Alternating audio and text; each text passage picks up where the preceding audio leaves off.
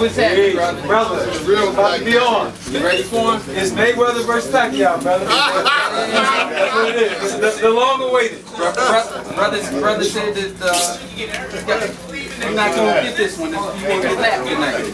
Well, let me say this, brother. Weigh-ins are dangerous. Because if you come in out of shape and it's seen, sometimes the fighter don't even show up for the fight.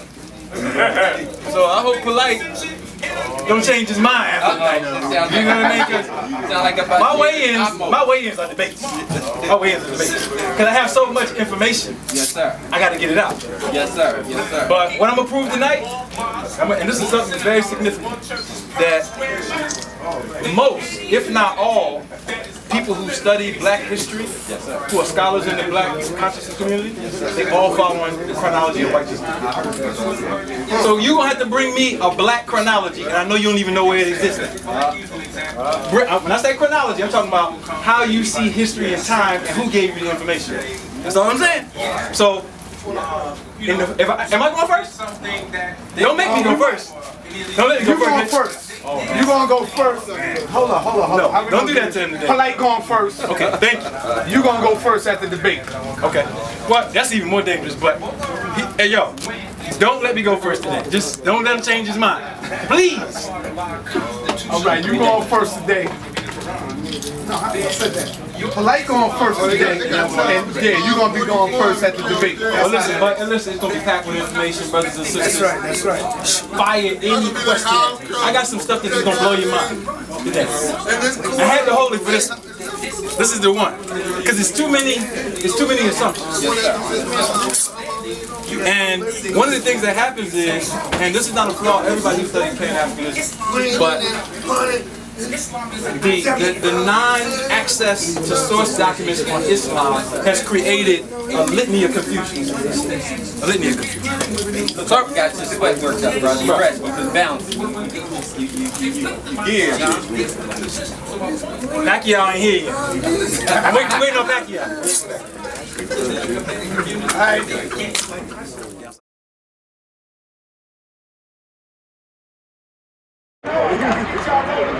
Hey, yo, who you rolling with on this debate, though?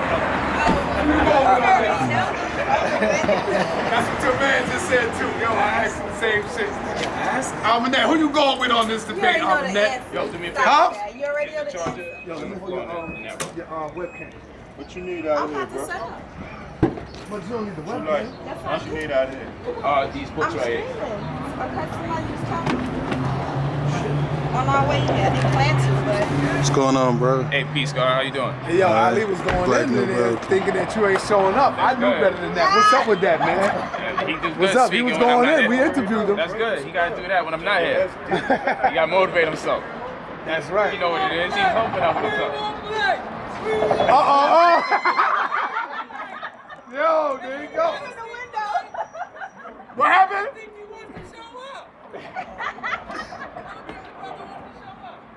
I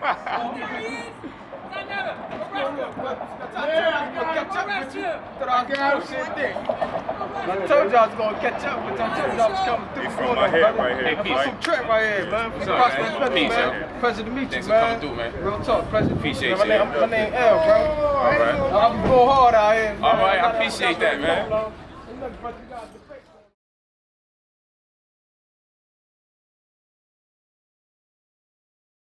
Peace and black power, family. You know that sound weak as hell. We in black and no bell. All right? Black and no bell. I'm gonna say that again. Peace and black power, family. That's what I'm talking about. Show your appreciation.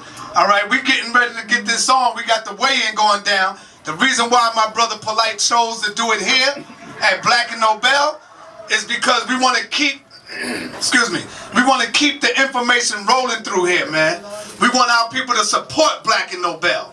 All right? All around the world, you can go ahead and type in blackandnobel.com because these brothers has been putting in work for a long time right in the hood of Philadelphia. Let's give it up for Black and No Bell, family. All right, one more thing. We got this strong and mighty soldier, Dr. Ali Muhammad. You know he is not coming to play no games. you got to be on your square dealing with Ali Muhammad. But we also got another strong soldier, young phenom. He go by the name of Brother Polight. And you know this brother is coming to bring some powerful information. So when these two brothers get up on the stage, you can expect to get something powerful from these brothers. Let's give it up for these two brothers. All right, we're going to start this opening round, 3-minute rounds. Brother Polight is going to go first. And then Dr. Ali, but Dr. Ali is going to go first in the debate. All right, so this is what we're going to do. 3-minute opening round. And then we're going to bring on Dr. Ali Muhammad with the same thing. And then they're going to come with their body of information. All right, so let's give it up for our young phenom brother, Polight. All right. First round.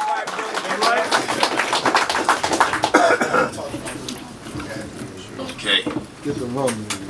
Just want to say thanks to everybody for showing up. This really feels like a boxing type of atmosphere. I'm loving what we're doing with this conscious community. It's just amazing. We won't let you down. What I want to say for my opening statement is that I'm going to deliver the information. In the manner in which I deliver it, it may be offensive to people. Just understand that my intent is not to offend the people. My intent for my dissertation is to make a distinction amongst the people and the actual religion, the doctrine, as I would tend to give more credit to the people as opposed to the actual doctrine. So my delivery will be a bit stark, I will admit. We have to take a lot into consideration here. Oftentimes when we engage this debate scenario, especially as it relates to Islam, one of the debaters normally has to fall back and relent from doing the debate. We seen Ray Hagins. He had to do a debate on Islam. Though I will not speak for him in person, it's been said by brothers like Cassius the Elder and the likes, there's been a great deal of pressure, even threats and derogatory remarks coming from even his own people in regards to him expressing what he conceives to be the truth as it relates to Islam, which may contrast to the popular belief and disposition of the Muslims. So he declined from the debate. Brother Seti also was supposed to do a debate on Islam at a time. And he said the environment got so hostile and the Muslims were making so much threats, and they was talking about when he comes to New York it's going to be a problem. And yeah, I know he did precipitate some of that. However, he declined from doing the debate on Islam. Brother Shaka Atmos, who was supposed to do a debate on Islam, he too had refrained from doing the debate on Islam, as his own mother had to call him and ask him to relent from doing the debate because of the threats that he was getting from the Muslim community before he even got a chance to have his views challenged. These are all true stories. This may not speak to the character of everybody that calls themselves a Muslim, but we've seen every other debate go down, with the exception of a debate of this magnitude in respect to this particular challenge, to undergo the historicity of Islam as it relates to its corpus. I'm here to tell you today, Ray Hagins is a former pastor, and he's a man of high integrity. When he didn't do the Muslim debate, I was able to appreciate it because I understand his background. I myself have been threatened. I have yet to even say what I have to say. I myself have been threatened. Every debate I get threatened, but it normally comes within the last week and a half. This one came rather early, inside of 2 months. And I've been getting threat after threat after threat before I even got a chance to express how I feel about Islam. Not the people, the actual doctrine. But I'm no former pastor. I'm a former Crip Superior. I will not relent from doing this debate. And in fact, it caused me to turn it up. Now, I was only trying to deal with the pale Arabs in Islam. For some reason, the black community feels the necessity to tell me Islam is black, Islam is black. Like that validates the actual religion. I try to keep black people out of it and only deal with the pale Arabs. Now I'm gonna have to show you the shit that black folks got involved in. I only wanted to deal with the pale Arabs. Now I gotta deal with the black Arabs. Now I gotta deal with the black African Americans. Now I gotta deal with the Moors. So when I do my presentation, I understand that Ali Muhammad has his rendition of Islam, as many other religious sects of Islam. I will debunk his Islamic views, whatever they may be, because he will have to make it up as he goes. But as far as all the other Islams, I'm going to diffuse the momentum and the potentiality of that belief system as it relates to those things being imbued into your psyches. It's time for a change. It's 2014. I appreciate everything that our leaders have done to bring us up to this level thus far, even when they used Islam, which I believe to be a cloaking device during those times, because if niggas wasn't religious, they wouldn't allow us to teach. I believe we had to use whatever we had to use as a cloaking device so we can educate our people. Right now, it's 2014, is the information era. We should not be ashamed or afraid to realize that we have to update our information, and we may have outgrown what we've grown accustomed to accepting. So when I do my presentation, I'm going to explore Islam based on a Moorish disposition, Islam based on Shia, Islam based on Ahmadiyya, Islam based on Sunni, Islam based on 5%ers, Islam based on the Nation of Islam. Until Ali finally submits and says, that's the one I'm talking about. I'm going to go through every Islam that I can conceive. And I'm going to show you, no matter which one you call it, it has been used to work against our people. Yes, I know Islam means peace. Yes, I know what a Muslim means and represents. But that has nothing to do with the doctrine. I am talking about the doctrine. Why was the doctrine created? For what purpose? And to which end? We are talking about the political and the economical disposition of Islam as it relates to its conception. I'm not talking about what black people have made of it. It's getting hot. So I know he's eager, so I'm gonna let my brother get ready to do what he gotta do. I appreciate y'all for listening. I mean you no offense when I deliver. I love the people. It's the doctrine I'm having a problem with. Peace. Let's give it up for Polight. Now I want to bring to you Dr. Ali Muhammad with his 3 minutes. Hotep. Assalamu alaikum. Peace, everybody. How's everybody feeling today? I want to stand up. So can I pull this a little bit? Is it loose enough to pull? Pull it around. Is it under the table or is it over? Pull that around. I got you.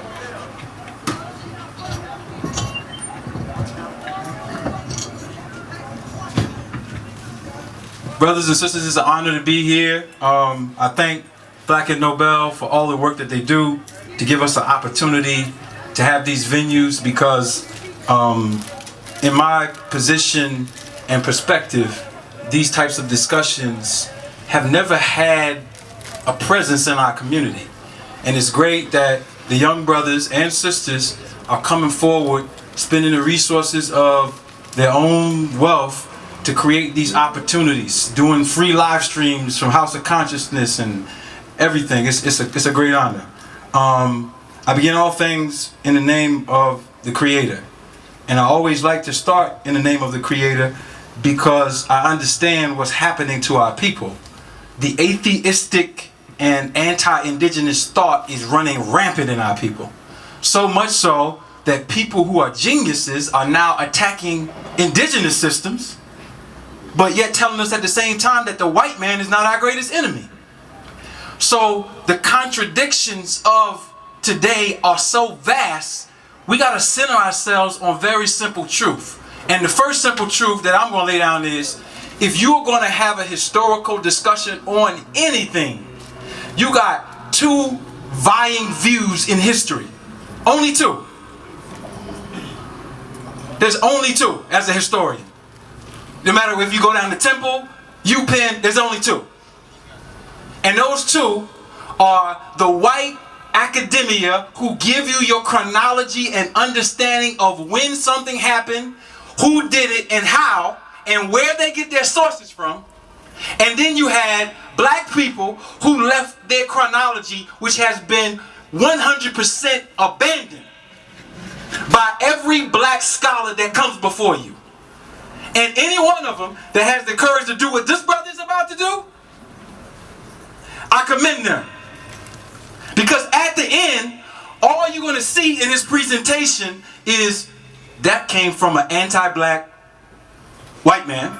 That came from an anti-black white man. That came from an anti-black white man. And he won't be able to prove anything.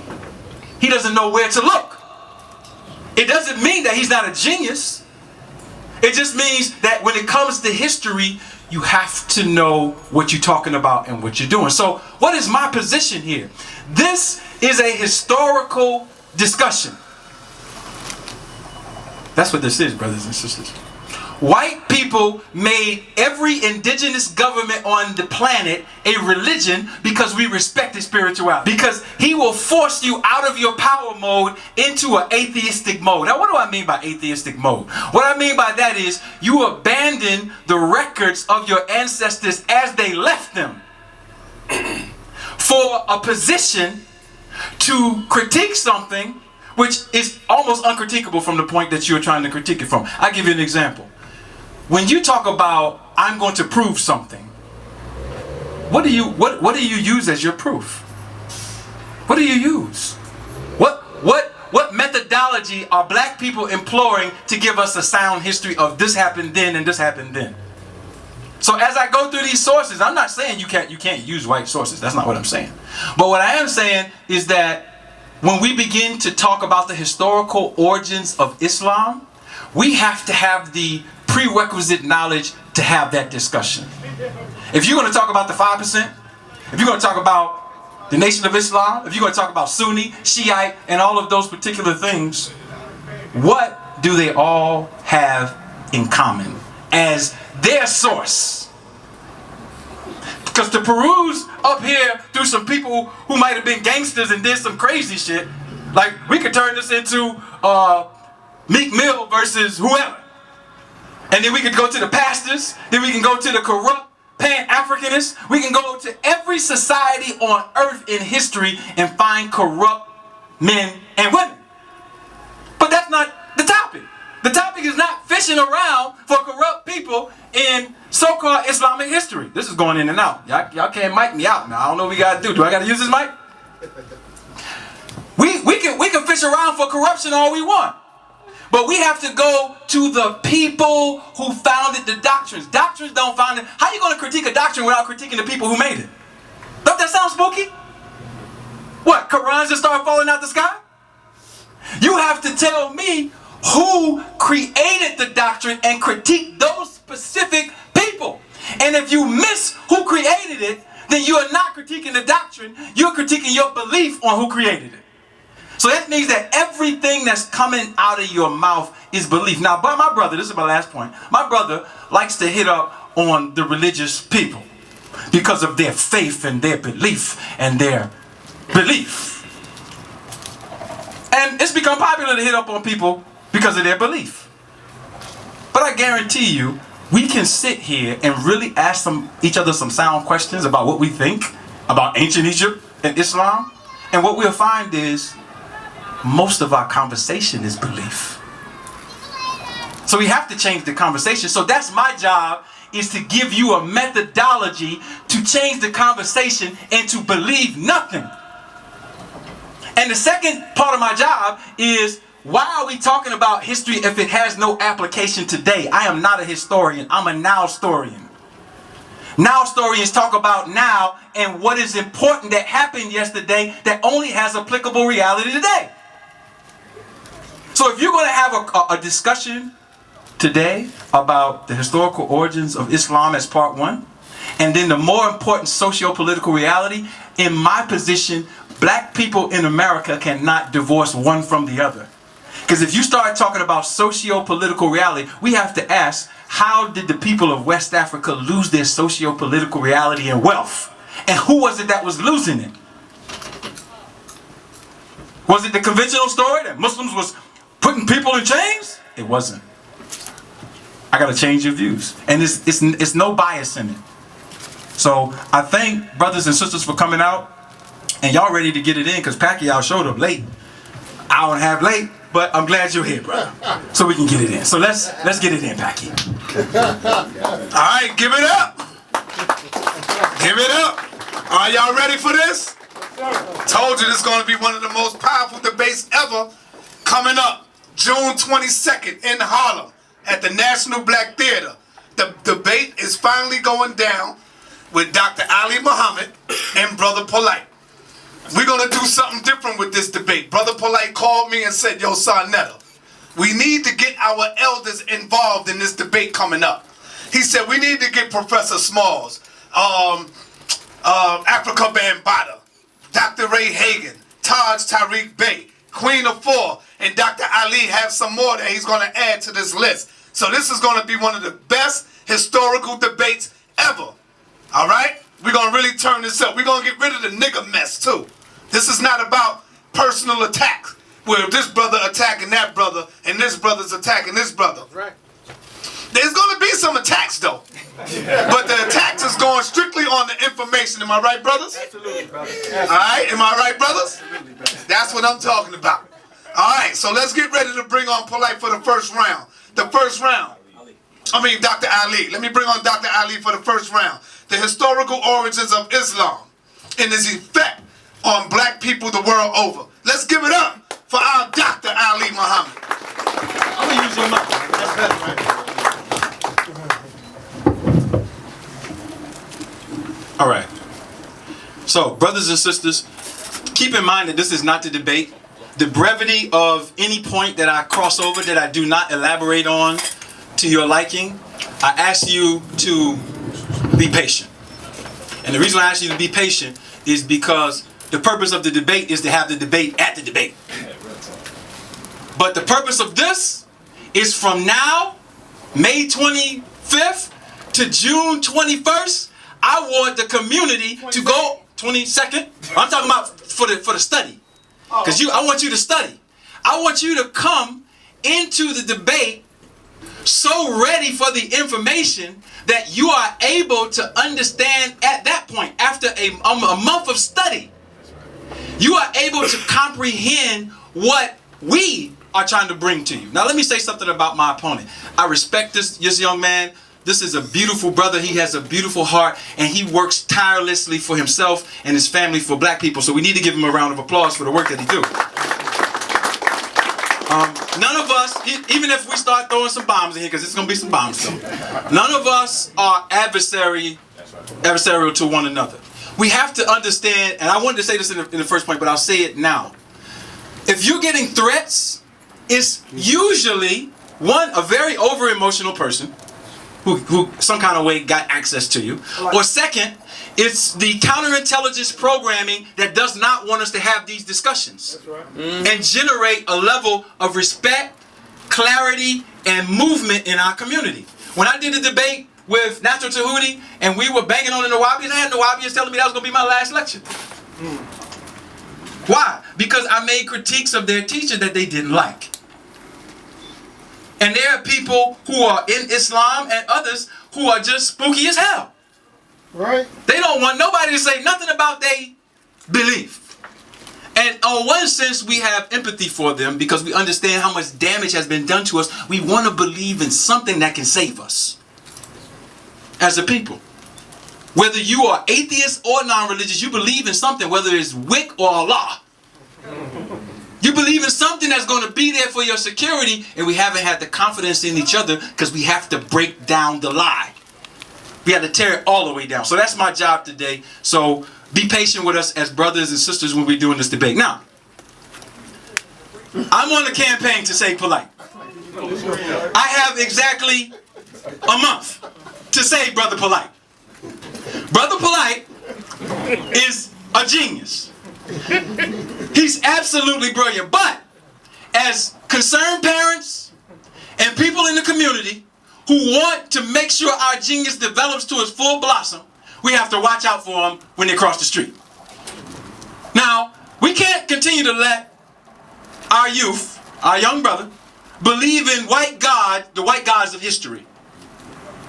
That's my premise today. He believes in the white gods of history, and those white gods are white historians who are bent upon presenting Islam to you for very specific purposes. They already have you psychotropically scared of Islam after 2001. You don't want to talk about it. You don't want to have no conversations on it. And the reason is because you don't want to deal with being labeled a terrorist and being Al-Qaeda. That's in your mind at some level for those who fear. That's why most of us can't have a sincere discussion about Islam because of the propaganda. So now, the only people who can have a proper conversation about anything is the people who are not afraid of anything. Next, Polight does not have a black chronology. What do I mean by that? Polight cannot show me a chronology other than a European scholar, whether it's medieval, so-called ancient, or modern. He has zero. And if, from now until the debate, and in the debate, he can present that to me, he has a chance. If he doesn't, he lost. He's lost the debate. What I mean by a black chronology is when somebody says something happened in Egypt in 1250 BC, who gave them that? How did they find that out? If they say something happened in 0 AD, who gave them that? And since we're dealing with time, who are your chronologists who gave you your astronomical understanding of history? Which means history must be checked by mathematics and not opinions. You got to write this stuff down. Write it down mentally, because I'm going somewhere with this. And if you think about what I'm saying, you're going to get there. So let's do the work to get back Polight's kidnapped mind. We can't let Polight stay kidnapped. Now, first issue. I have to deal with the issue in layers, because I don't want nobody to run. The first thing that we have to do is deal with the corpus of Islam, which is said to be the Quran. That's everybody has that. Now, whether we're going to say that is a fact or not, we're dealing with what people believe based on what most people talk about. And if you say the Quran, people start thinking Islam. And that's a generally accepted belief. I'm not against it. I'm not for it right now. He says the Arabs are the strongest in disbelief and hypocrisy and most disposed to not be truly aware of the laws of what Allah has revealed to his messenger. Why is he taking that stance against the Arabs when he's already starting his message, or whatever it is, his government, his system, and he's saying these Arabs are hypocrites, they're most disposed to be against the law. If you were an Arab, would you be saying that? You could say, well, you could bring up some things that would say, well, maybe he was an Arab and he just didn't like his people in Jahiliyyah. We have those discussions, but we have to keep going. But don't deny this verse being there, because when you go to any translation, including Polight's teachers, the word that is given, well, I redact that. I'll put that down because he does make one elaboration on this. And my point is, most of the translators say the dwellers of the desert. They take out the original word. That's a critical point for you to study from now into the debate. I got loads of information, and I'm releasing a book on that day called The Lost Pages of Islam, and anything you want to know about Islamic history will be in the book. Anything. It continues. So I gave you transliteration. Now I want you to see the word in motion. So you say, and those around you of the hypocrite Arabs. And when you go down, and those from among you mean of al, alif, lam, alif, ain, ra, alif, ba. Al-Arab. It's there. They're banging on the Arabs in a surah that's called the disbelievers, basically. Why is that present? Now you go outside down to Germantown Masjid and you read this to them. You know what they're going to do to you? They might turn Christian and crucify your ass. And even though they say, oh brother, you can't understand the Quran unless you know Arabic, brother. So now you don't know Arabic. And then you come up here and you read that to them, and then what they're going to do? They're going to scratch their head and go back to the masjid, and they're going to ask the imam, I'm losing my iman. I'm losing my faith. A Satan came to me in the form of Ali Muhammad, and he's telling me Muhammad is not an Arab. Muhammad is not a pale Arab, Muhammad is not a black Arab, and Muhammad detested the Arabs. And Muhammad fought against the Arabs. And we can prove it. We can prove it from the white scholars. That's an easy one. That's a fence that if we still got to jump over that, it shows how far away we are from any history. But it's here. So now, if this is not Arab, he just needs to tell me that. Let's keep going. Muhammad didn't exist. Okay, if Muhammad didn't exist, who did exist? And how do we prove who existed? How do we prove whether somebody existed or not? What criteria do we get to say that person existed? Did King Tut exist? Or did somebody make that up? Somebody told you they got a body. You saw some things that looked like King Tut, so you said, oh, that's King Tut. But you never knew King Tut before that. He grew up on your block. My point on the contention of whether Muhammad existed or not is depending on the level of criteria that you use to prove who existed and where they existed and how they existed. Because if you say Muhammad didn't exist and we have evidence that somebody with a title or name Muhammad was on inscriptions, coinage, epigraphy that's been there for all this time, then we could say a Muhammad existed, something called Muhammad existed, because we can do the same thing about your great-great-great-great-grandfather who you never seen. Or your great-great-great-great-grandmother. You know somebody existed, but somebody said, yeah, his name was Floyd Jones, and your name is Jones. So y'all got a death certificate from 1895. Does that mean that he existed as Floyd Jones, or does that mean you have a death certificate that says he existed?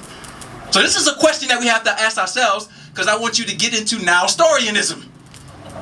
And what's the importance of it anyway? But we do have records that are non-Islamic records that repeatedly say somebody named Muhammad was causing some confusion. And it was the people who would be considered his enemy, or their enemy, and this is just one source. There's a whole book of sources on it. I'm going to give you some of the sources. Seeing Islam as Others Saw It. All right? A survey and evaluation of Christian, Jewish, and Zoroastrian writings on early Islam. All right? And this author, let's go through this. I want to pull something out of this. Well, I'm not going to do that. Robert Hoyland. But read this book, or get this book. Because if you're going to have a historical discussion, why are you going to have this historical discussion and not have the best material or the most extensive material on it? According to this, Muhammad was mentioned in history. And somebody could have made it up, but we have to be able to prove that, if they did or not. That's the source. All right. Why Islam? There's a big, I'm going to prove this with empirical data at the debate. There's a big discussion about Islam and Muhammad coming from Christianity. Right? The people was Christians first. Now, we got to stop having silly discussion. Because somebody could come to me and say, Ali Muhammad, he a Muslim, or he into Hotepism. He was a Christian first. Yeah, because Christians conquered me. And my ancestors. If I grew up in a house, Polight grew up a Christian. Maybe not directly in the church, making baptism and all of that. But he grew up with a Christian name, just like me, just like you. And all black people who got conquered by Christians became Christians by default. So now you're going to look at Elijah Muhammad 100 years from now and say, oh, see, he came from Christianity. That's a dumb discussion in that sense, because that particular Byzantine Empire conquered indigenous people in Africa and what we call in the so-called Levant or so-called Middle East. So they had a system imposed upon them and they showed resistance. However, this concept became Tawheed. Tawheed? You ever hear Tawheed? Any Muslims in here? Tawheed is what? The oneness of the Creator. This became an argument amongst indigenous people and non-indigenous people. Greco-Romans. We'll call them Greco-Romans right now. And the concept was shaped or reformed by European historians to talk about a church that one was an Oriental church and one was the Greek Orthodox Church. You got to know these two. The Oriental Church composed of Ethiopia, Eritrea, Egypt, the Copts, and Syria, according to what people tell us. And the Greek Orthodox Church composed of Russians, Armenians, Europeans, Constantinople. So there was a war over discussion of Tawheed. What I'm going to prove at the debate, what white people did is do what's called redact a history. They took the original argument and they threw Jesus on the Tawheed concept and made it into an argument on whether you had Jesus being the Son of God and God, or Jesus just being a man and a prophet of God. That was a big discussion in history. I don't want to lose you on these points, but I need you to understand that the word Tawheed, here we go with language. The word Tawheed didn't start with the Quran. The word Tawheed is a Ge'ez word. Tawhido. Tawhido in Eritrea means the way that you honor the Creator. The methodology that you give no associations to the power that operates the universe, and they had an astronomical principle behind it. A force that moved all things, not a belief in a spook that cast down spells. So if we can go to a language called Ge'ez, which is mentioned as the language of the Quran. The language of the Quran is called Ge'ez or Ge'ezan. That's the language. And Tawheed is talked about in documents 400 or 500 years before the said Islamic epic. So ask a Muslim, where does Tawheed come from? And they're going to say, well, Muhammad rebirthed Tawheed. From who? If Tawheed was a concept and he got it, did he jump across the Arabian Peninsula into Africa and then came back and brought Tawheed to Arabia? Muhammad was not even born in Arabia. They changed the geography on you. So show me your maps. If you say the Hijaz, where was the Hijaz for black people and where was the Hijaz for white people? Since Muhammad was born in the Hijaz. We got to answer these questions. We got to answer this question. What were the names that Europeans used for the people who founded Islam? The most used term was Saracen. Saracen. And when Europeans comment on the Saracens, on how they physically look, this is their records. I'm going to come to our records in a minute. And so we said we were black for a reason. They said we're black. Why was this issue? Why is the issue of who was black or not? There's an issue now about you being black and them being white. And we think racism started in the 20th century. So why is the author of the Quran anti-white and pro-black? And why did the Europeans describe these Saracens who later became Muslims as what? Hoarders blacker than the blackest ink? No shred of white on them except their teeth. You know who Charlemagne was according to European history. He was the most anti-Islamic king in Europe besides the Pope himself. So he's talking about some people who he's engaging said preemptive crusades with and battling with these people. Okay, all right. That doesn't mean that Islam is good for you. That just means that multiple people are reporting about the phenotypes of the different groups that exist. And you need to understand that so you can place it in the right place. Then they left you their drawings. Here's the Europeans. Here are the black people over here. And they're going to war at a said battle. You can look this battle up. Y'all need to be writing some stuff down, man. I don't like to come and see people. Y'all got photographic memory or something? But y'all got the DVDs pressed out when we get out of here? I hope y'all got it. Oh, there you go. That's what's happening. Give me something, brother. There's no way that you... Why are we here? Write that down mentally. The visuals are there. The Europeans left it. Saladin, said Saladin, with the shield of Muhammad, fighting against Europeans. Do you know that the Muslims reinvented papyrus? Did you know that? Did you know that they reinvented papyrus by reading where the information for papyruses were left? And where were the information from papyruses left? It's in your Medu Netter. You know, y'all, we into our I don't want to tell you Arabic. I want to Medu Netter. That's what you into. But did you know your black ancestors who had a difficult interface with Europeans to remove them from their territories, when they got it back, they went back and transcribed the Medu Netter messages in what we call Afro-Asiatic languages? Did you know that? Do you know I can show you the papyruses? Do you know how much these books cost that I'm about to show you? You want to go home and ask my family? You know, I got some weight in my pocket now. I ain't broke. But when they see the receipts, they're like, well, damn, brother. I mean, black people ain't reading that much, Ali. Maybe you need to scale it down. Point of critique. The Saracens of Muslims reinvented the papyrus writing of their Afro-Asiatic ancestors and knew the said Medu-Neter, which was the source origin of the Quran. I have empirical data. I have so much data that we need to do 2 more debates. But I put it in a book for you, so you'll be able to look at this. So is that so you want to take a look at some of this stuff? Now, I want to show you a map so you can get some geography from Europeans preliminarily. This is European geography. Hijaz, Mecca, Medina. Sometimes they spread it up into the Sinai. These 2 groups, the Blemmyes, which was the name that the Ethiopians took in medieval times, and Nobatians, were 3 groups of people that the Europeans were adverse to. The Nobatians, the Blemmyes, and the Saracens. These were considered barbarians to them. And we can find out where they were geographically to get an idea of what this war was about. So I'm showing you that so you can get a close-up of it. Remember these names. All this information is in the book, so you'll be able to see it.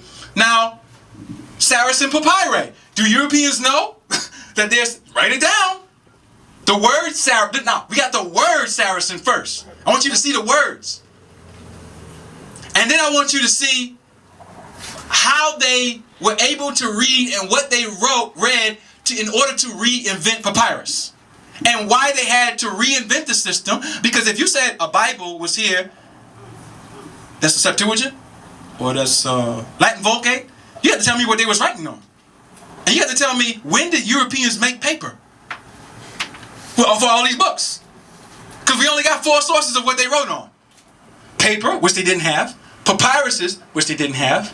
Excuse me, 5. Papyruses, which they didn't have. They got papyruses later. Cowhide and animal skins. Do you know how much it would cost to make a book? You would have to kill 300 sheep to make 1 book that would be the Bible.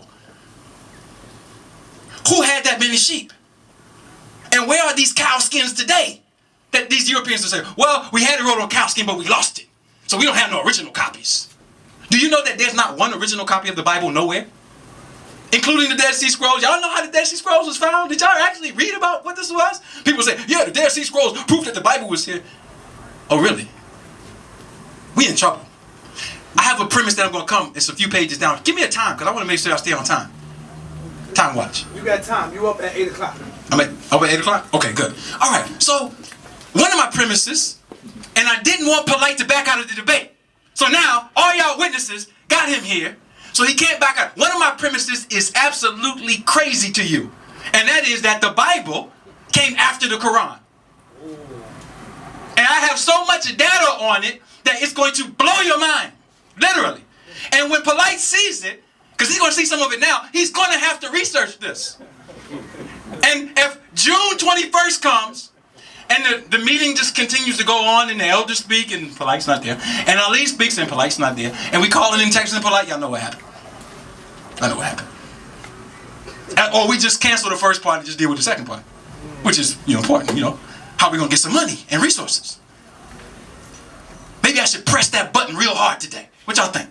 I got 15 minutes. Go in. All right, okay. All right, so let's press some buttons. Yeah, let's press some buttons. Let's press some buttons. Let's actually look at the button. Now, did you know that there's no such language as Greek in history? Did you know that? Did you know when the word Greek was applied to that script? And how Europeans invented Greece? Do you know how they did that? It's going to be easy to understand. There was no ancient Greece. Y'all know that, right? Oh, wow. Well, these papyruses are written in Coptic. They're written in Arabic. They're written in what's called Demotic script. And they're written in what you call Greek, which is a Phoenician language, Punic. Those are the only languages they're written in. Those are the languages that was used to decipher the said Rosetta Stone. So while Muslims speak in Coptic, Demotic Egyptian, and all these other languages, and putting them on papyruses, which I'll later show you where the Quran is.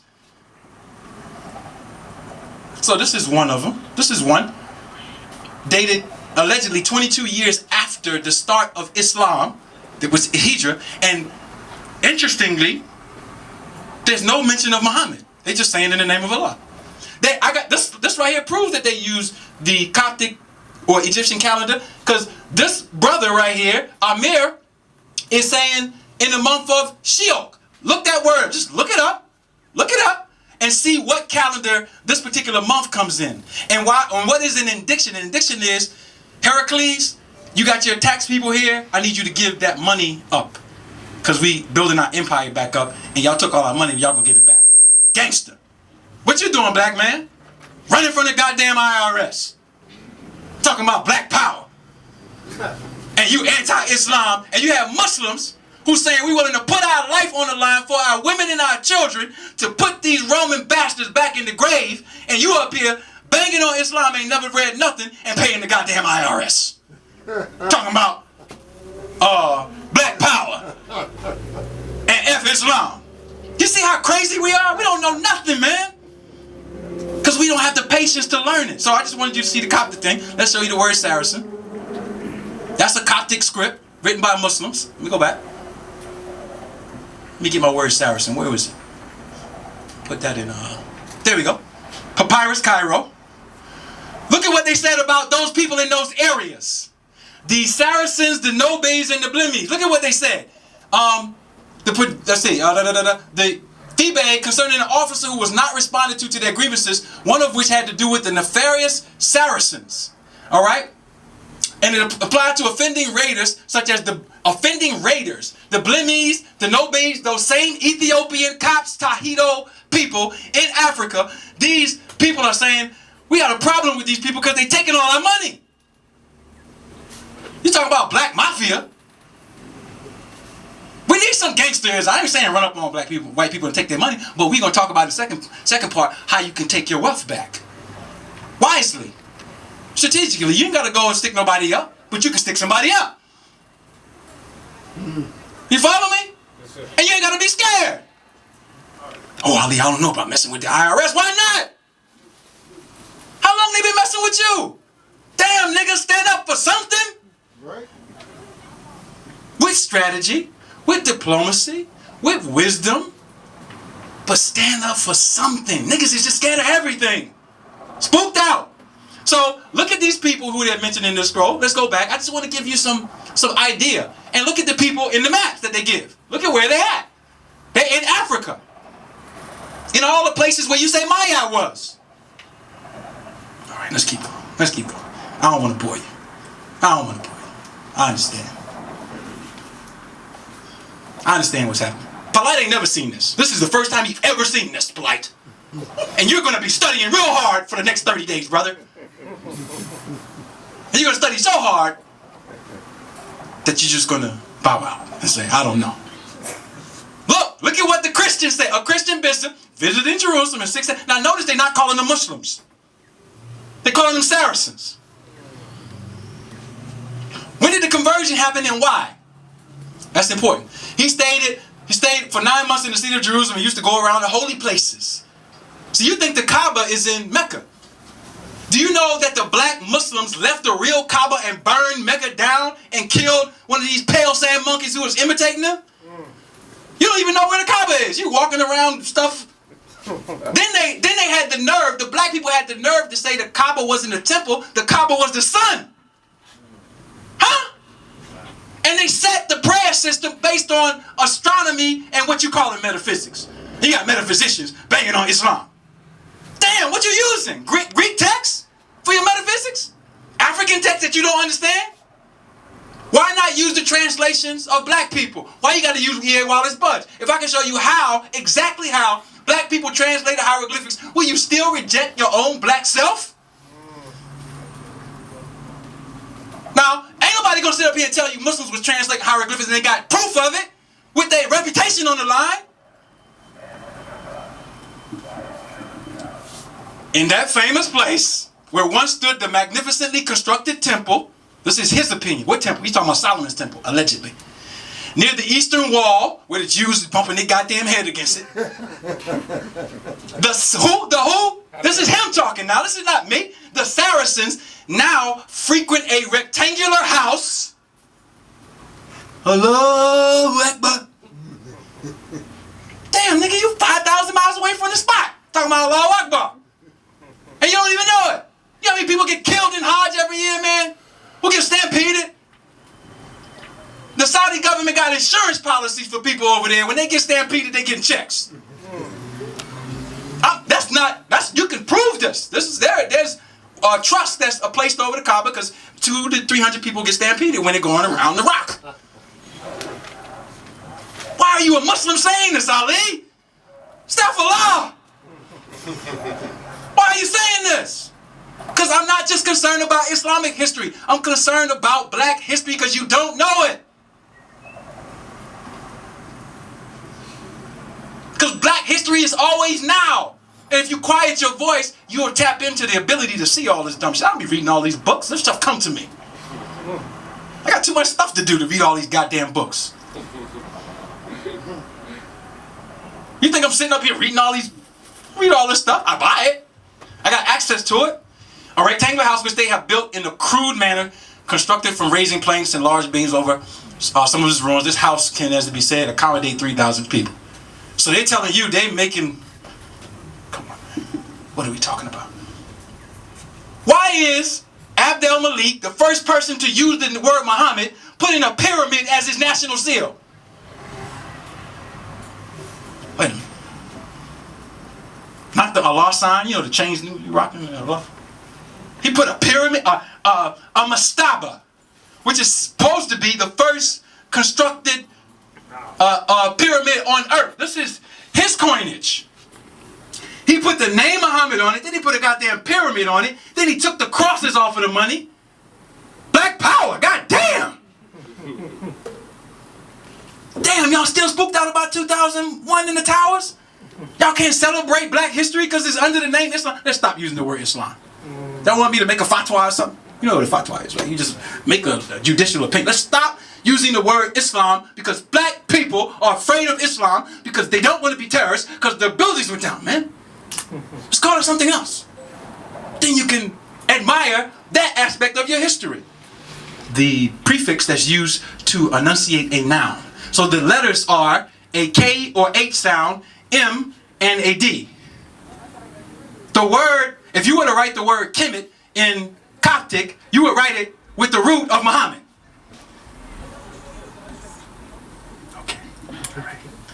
Okay. The Bible, and this is my last point because I got 5 minutes. The Quran came before the Bible. That's my premise, Brother Polight. I know I sound crazy, right? Your brother, you just got to be out of your goddamn mind, brother. What are you saying? My premise is the Bible came after the Quran. The Bible is a medieval text. Medieval meaning 10th century through 15th century. Before that, there were no Bibles. If you believe there's a Bible, bring it to us. Bring us the evidence. Is it in the British Library? Where is it? The Egyptian antiquities? They're holding the cow skins of St. Jerome? Where is it?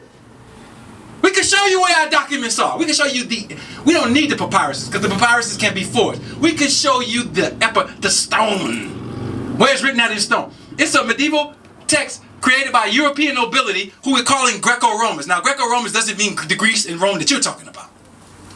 To combat the history of the Saracens. That's what their whole objective.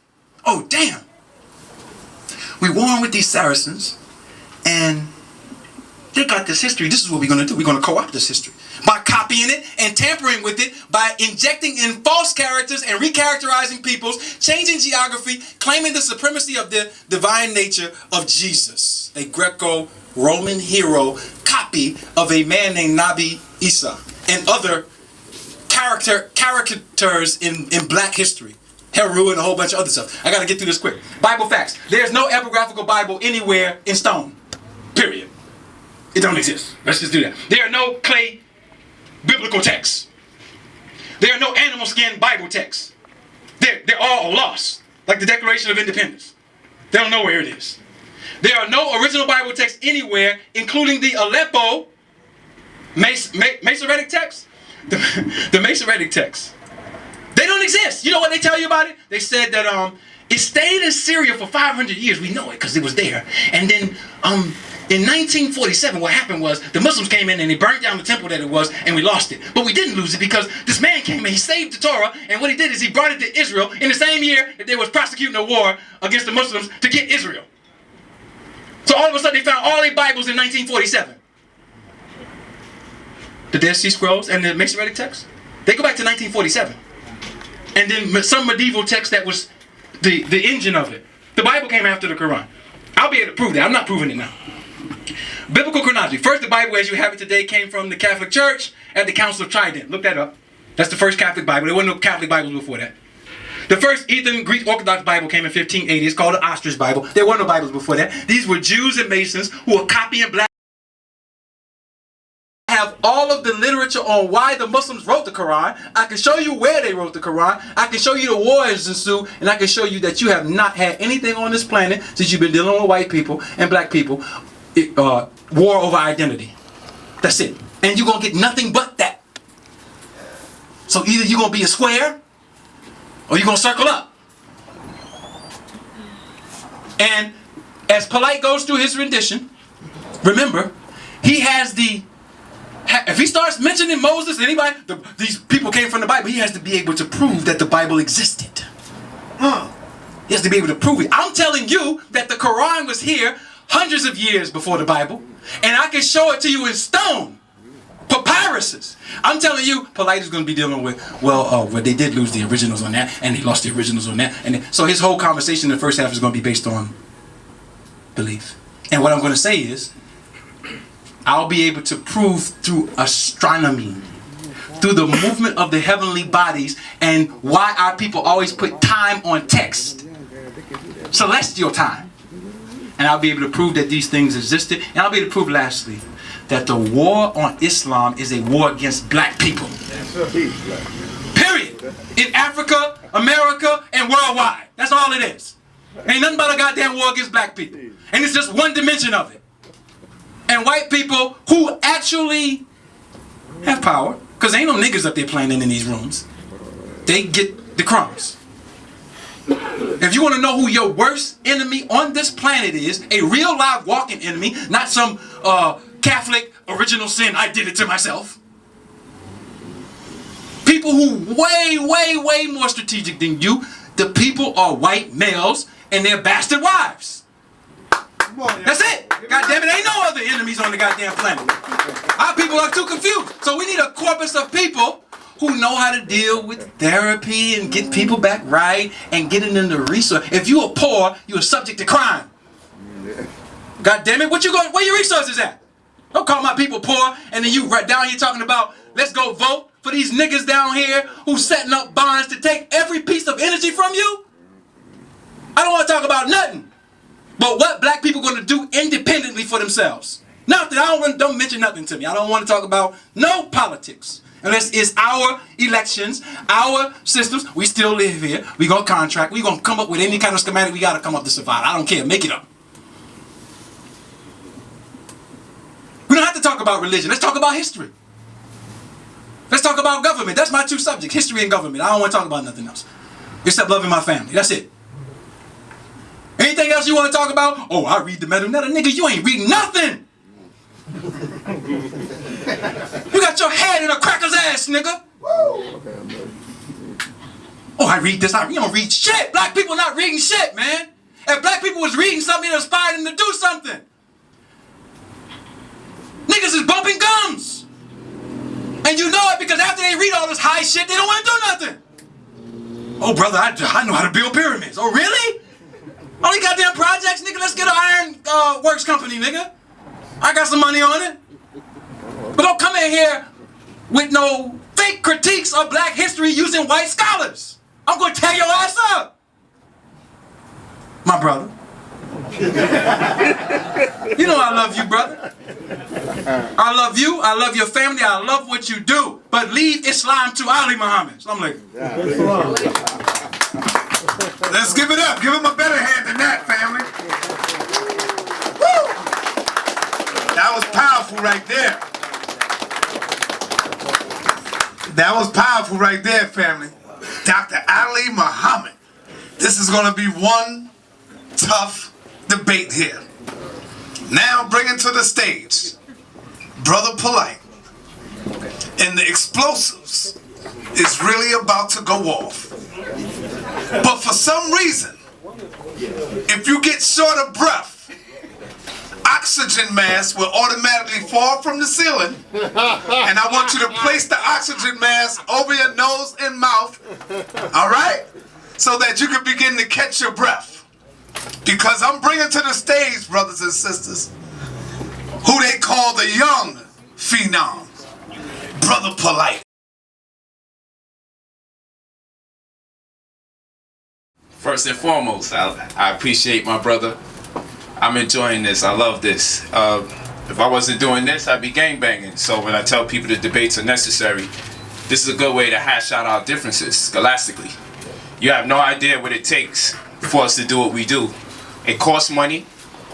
It takes time. You have a personal life, personal things going on, businesses that you have to run. And in the midst of that, you have to make sure that you research, because you can't have no excuses on game day. I appreciate my brother. I believe also that he too is brilliant. I think he did a very great presentation, and he did everything I expected him to do and more. He's actually exceeded my expectations for him to lose. None of which he proposed that I would put into my dissertation will be in it. However, it happens. You're dealing with a different mind. He should debate a Christian. That's what he should do. The sub-Saharan slave trade commences. Wonder if it's a coincidence. This is not to say Islam commenced the slave trade. More rather, it is the impetus for the slave trade through religious conviction. I'll explain what I mean by that later. I'm not saying the Muslims created the slave trade. They precipitated it through religious conviction. Therefore, a blueprint for a specific people may never be used to destroy the same. The Quran makes concessions to slavery. Now, you can show me where you got it from ancient Egypt, but all I'm going to do is ask you, how did the slavery shit get in there? Go back 10,000 years, go back 20,000 years. I still want to know why the slavery is in there. And a bunch of other questions I got about it. You're going to have to take time out, show me what they added, show me what they took out, show me what they added, show me what they took out. It's going to be a lot of work. You ain't got that much time to do that. Just stick with the truth. You know what Islam's about. Stick with the truth. The people are great. And the black people that got put onto it later, they're even greater. And they don't agree with a lot of the stuff that they don't know about. But I'm going to talk to you about that which has been given to you. Because we're going to say, man, no other community spread so fast all over the world. Look at all the Black Power movement. Everybody was Muslim. There's a reason for that. I'm glad you say that. So now I'm going to find out where your Black Power personnel got the information from. And did they even understand what they was giving to you when they gave it to you? Because we all agree, Islam has affected the black community in America. I have no problem with that. And Muslims contributed a great deal to our upliftment in America. I have no problem with that. But I still want to know, historically, where does Islam come from? You see how that works? I'm not condemning the Muslim leaders that contributed to our community. I just want to know where it come from. And how long can we use something that was designed to work against you before it works against us? But I know Islam means peace. And in fact, if you add an alif, if you prefix an alif to a word, like salam, it means an emphatic amount. So an emphatic amount of peace. Why not? Islam means an emphatic amount of peace. But we're talking about the doctrine. Not talking about the definition of the word. So, coincidentally, it appears that when this Muhammad thing works, or the reform of Islam, because the new age Muslims are slick, they're smart. They ain't gonna give up this religion. What they gonna do? They said religion existed thousands of years ago, prior. Look at this, look at that, look at this, look at that.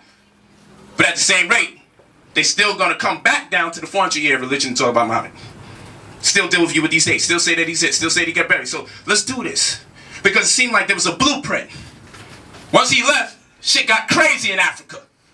There's a blueprint for this. And this is the Islam that your leaders gave you. Like it or not. Don't worry, we're going to go into ancient times at the debate. But today I want to connect with the people. Because we want to know how Islam affected indigenous people. Are we going to say that when you join the Ansarullah community, and Brooklyn, New York extended, and then Philly, are you going to say that that wasn't Islam that affected you? When you joined the Moorish Science Temple, are you going to say that wasn't Islam that affected you? No, it was some ancient Egypt thing? When you joined the Nation of Islam, are you going to say that wasn't Islam that affected you? You're going to say it's something that happened 10,000 years ago?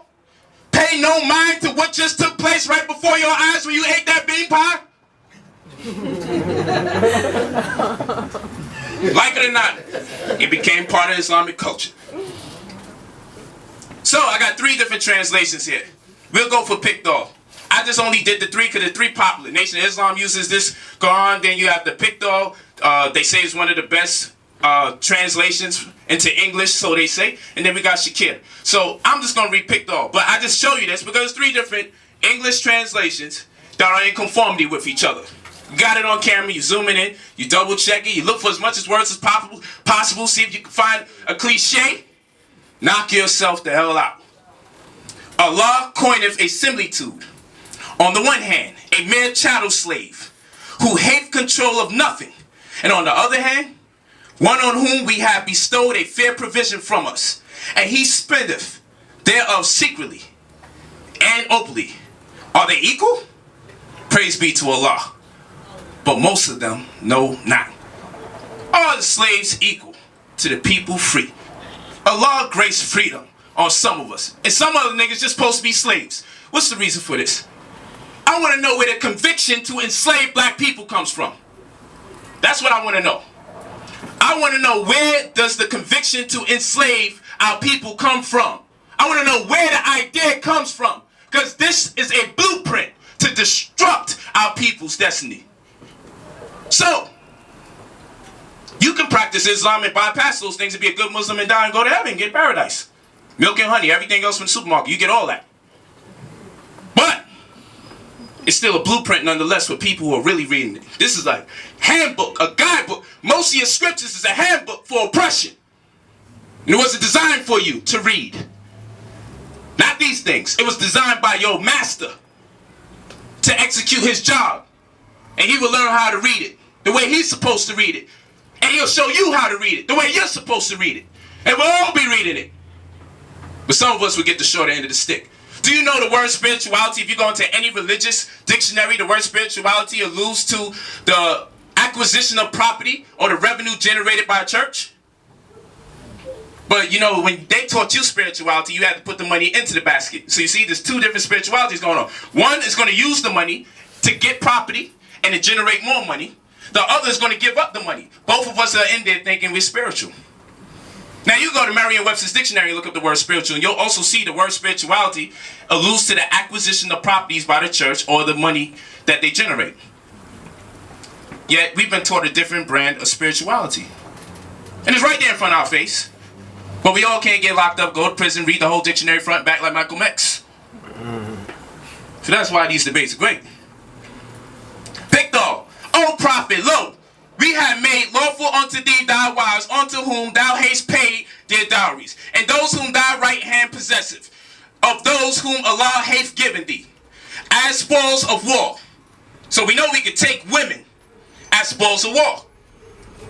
I understand the black mind is a little different. But you have people out there that if we conquer you, one of the benefits is to take your women. And we can enslave them. Why not? God supports this. This conviction didn't tell them this is wrong. Still 1,000 women? That's not it. He made sure he got a military. And this is dark. He got a military, right? Where he used 25,000 slaves to build the capital of their city. And he took 150,000 black men, enslaved them, and made them his army. Looking mulatto-ish, huh? We're going to go into who his mother and daddy is. So you can see, this is black folk. This is black folk doing this. Well, we go to the next one. He took 150,000 black men and enslaved them. Morocco, but the Moors love dating their shit back to Morocco. But tell me about the stuff that's going on. Tell me about the idiosyncrasies. Let's go to the next one. Look at this. Your diaspora began in Africa. They make it just sound like, oh, took you from Africa, brought you to America. We living in diaspora. No. I'm going to have to go over this during the debate. But the source is Africa Since 1800. Very good book. Cambridge University Press, 1974. Roland Oliver, Anthony Atmore. These are the two people that co-authored this book, page 84. It's very important that you realize that the British East Indian Company had a representative in Zanzibar who acted as an advisor to the Sultan. The Sultan, look at this black man, Tipu Tip. Look at this black man. He's your Arab. He probably don't look completely Arab, because this is how we was looking. Until miscegenation hit us full blown. Look at this black man. Guess what he had? And the reason why I got to read this again. The British East Indian Company had a representative in Zanzibar. The British East Indian Company, white boy, came under him to do business. He's doing business with a black man in regards to enslaving black people to get the gold and the ivory off the coast. This is a black man had white people working for him to go back to Britain to make money off of this entrapment. This is a black slave master. Look at that one. Just look up Tipu Tip. By 1895, he owned 7 plantations and had over 10,000 black slaves. Yes, he was Muslim. Yes, he also professed to be a descendant of Prophet Muhammad. How come his religious convictions didn't tell him this is wrong? How come whatever he's reading doesn't tell him I as a black man shouldn't enslave 10,000 black people and have 7 plantations? When we say plantation, most of us only think of America. But this is a black man who had black slaves. The man who brought the Arabs of this region together. Listen to this. In this book, he's identified as the man that brought the Arabs together. This black man. So who are the Arabs? Yeah, you're right. They're black. You're absolutely right. But this shit is absolutely wrong. We were black. Brother, what are you talking about Muslim for? Being black doesn't make it right. Go ahead. Go to the next one. That's the region where he's at. Eastern Africa also was under siege. That was the point of this particular graph, but you're going to find it over there in page 84. Go next one. I forgot I could do it now. Look at this. Nation of Islam. He loved Nation of Islam. Love it. My teacher's most honorable Elijah Muhammad. This shit get good. Oh my God. Oh my God. I may have... Oh, hold on. We're going to have to go back. Don't do this. Go back. They almost got that. All right. I may have been complicit in words that I spoke leading up to February 21st, 1965. Farrakhan tells Shabazz and Wallace, I acknowledge that and regret that any word that I have said caused the loss of the life of a human being. He said this to 60 Minutes correspondent. Didn't tell it to his people. He admitted that he may have something to do with Malcolm X's death. Who are the people? Now, I'm not going to say Farrakhan killed him. I want to know who are the people that were so upset about whatever Farrakhan was saying that might have killed this man. Obviously Muslim, black Muslim. What the hell is in the doctrine? Because something should be in the doctrine, but I want to kill this nigga Malcolm. Oh, shit that ran the Quran so deep, I need to fall back. But obviously, he's pumped up off the same juice, and the people that was listening to was pumped off the same juice that the other Sultan in Morocco was pumped up off of, that Tipu Tip that had 10,000 slave masters, 10,000 people enslaved that were black. They all are Muslim, but for some damn reason, they have no problem enslaving our women by the thousands, doubly castrating our men by the thousands, enslaving 150,000 black men as soldiers. They all believe in Allah. But I told you, inside their corpus, whether it's their hadith, whether it's Ibn Ishaq, whether it is the Quran itself, it has made concessions to slavery. And we are always on the shorter end of the shit. But this is where it gets good. The Moors say, we built the White House, man. We named it after the shit in Morocco, the old capital. They say Dar Beitar. They say Home White Home, Casablanca. We named it, that's how you could tell the Moors were there. Question number 1, were the Moors Muslims?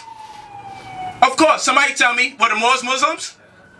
How come, what, was slavery, did slavery exist during the time of this White House being built? Yes, sir. Do Moors brag about how we were free and the niggas were over here enslaved?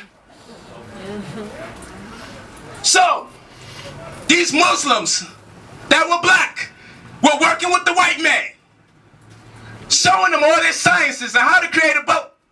Only for the white man to turn them and put them on the boat.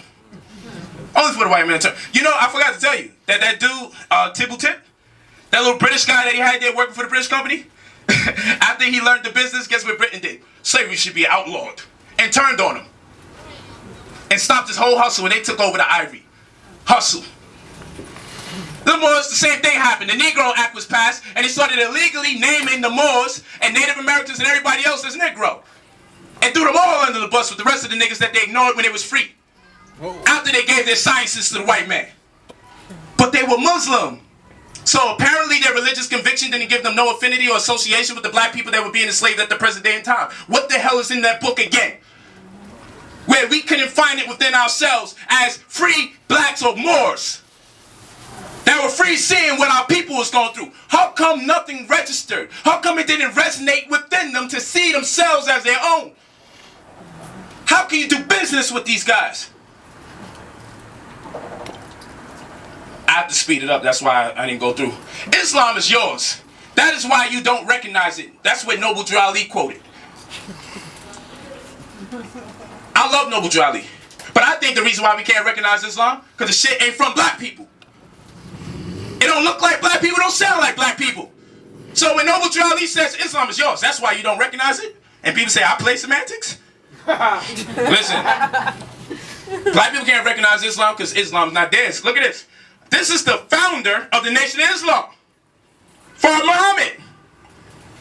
This nigga says the white man is the devil. I don't think he realized he's not black. You remember Dave Chappelle? When he was in the Ku Klux Klan outfit? And he's getting mad at people calling him nigga lovers? He divorced his wife when he found out she was a nigga lover because he was a blind black man. A blind black man that joined the Ku Klux Klan. And when he found out he was black, he divorced his wife because she was a nigga lover. Right. Well, we're seeing the same thing take place in this day and time. This white man created lessons about the white man being the devil. But what's interesting is the psychology behind those lessons also teach self-hate. While the doctrine was also used to help uplift us at the same time. But what good is it to be progressive, socially and economically, if embedded into your psychology and imbued into your heart, you hate yourself? That means whatever you get, you're going to turn it back over to the same people that oppress you. But we go to this one. I want you to listen to this. Uh-oh. Uh-oh. Islam is yours. That is why you don't recognize it. Noble Drew Ali. But listen to what Farrakhan says. Not permitted to stay in that area, so he took his family into the jungle of East Asia, which we now call Africa. Who taught him? To make a people close to nature. And the Honorable Elijah Muhammad said this is the origin of kinky hair. Listen. Because we didn't have kinky hair prior to that. What? Listen. Was like the hair on our eyebrows. The hair on your eyebrows straight, the hair on your head is not the same as the hair on your eyebrow. But the hair of every other people is the same as their eyebrow. Your eyebrow straight, your hair something different. Wouldn't you like the hair on your head to be as straight as the hair on your eyebrow? Oh, that's why you so busy frying it. That's why you so busy pulling it. Because your nature tells you that the kink. See, you had to pause. I mean, you know, with I'm black and I'm proud. We got to learn to be proud of kinks. Wow. Because most of your family of other black people on the earth, jet black. Listen. They didn't have no broad nose and thick lips and kinky hair. They were dark-skinned people, jet black. You gotta give me that. But they had straight hair, a thinner lip, a thinner nose. But we are marked.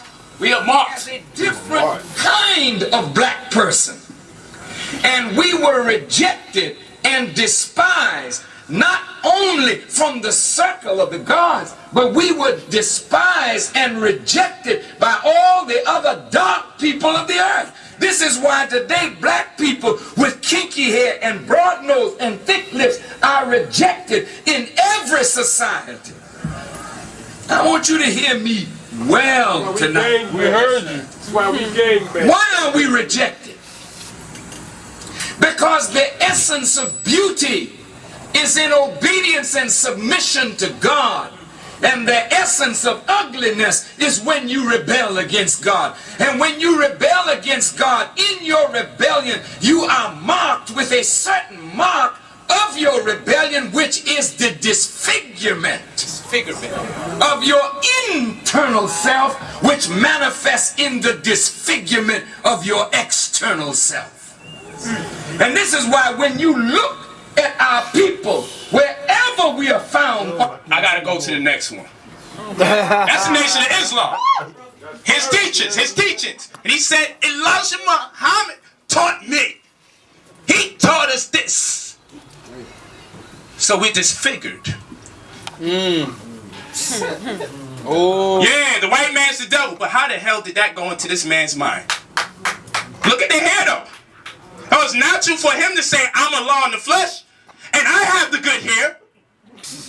Very natural. And he can well as be an Asiatic black man. He looked like an Asiatic black man. And look at him. I'm a slick it too. Shit. That's Islam for you though. Oh, that's my man. So, many people say, so many people are Muslim all over the world. Polight, your teacher, was Muslim, but he's left it because he said it's not the truth. But we're going to ignore that part. So many people are Muslim all over the world. In Black America, we've been affected greatly by Islam, Ali Muhammad says. How dare you? Well, this Muslim leader, Noble Drew Ali, came with his Holy Quran, Circle 7, and in chapter 48, verse 1-3, we'll go here. In these modern days, there came a forerunner of Jesus who was divinely prepared by the great God Allah, and his name is Marcus Garvey. So here it is, Noble Drew Ali identifies Marcus Garvey as a forerunner to himself, Marcus Garvey. And here, Most Honorable Elijah Muhammad, how many of you know Most Honorable Elijah Muhammad was a member of the UNIA? Yes. Okay. And Dr. York wrote a book about Marcus Garvey, calling him a prophet as well. But these are Muslim leaders. But Marcus Garvey was a Catholic. Should we join Catholicism? Because you see, Islam has helped so much black people in America. How can you knock it? Well, your black leaders learned from a Catholic. Should we just become Catholic? No, so we have to come harder. A better argument, people. Y'all on YouTube and everybody, come with something better because your leaders were under Marcus Garvey. Is the Quran enough for Muslims? Last slide. I wish I could go through the rest. Is the Quran good enough for Muslims? All right. No. Keep going. Finish your point. Last point. I let him roll. We're going on an hour though. I let him roll. You was an hour late. I let him roll. Listen, if y'all want to let him go, I let him go. I have no problem. No, don't worry. Let him go. Let him go. Don't worry. This is a street fight. Roll on. You want to get back on here? Let's slug it up. It's getting deep now. But I ain't going to be able to do this. Oh, he actually showed up. But what happened when we seen them niggas slicking their head? They don't even know how to get the waves in the right direction. They're doing it sideways. Listen. Is the Quran enough? The Quran tells you that is enough. It's the best sunnah. The Quran tells you you don't need no other book. But how come when black people get Islam, they write hundreds of other books, one of which Dr. York had to write a holy tablets, though he was a Muslim.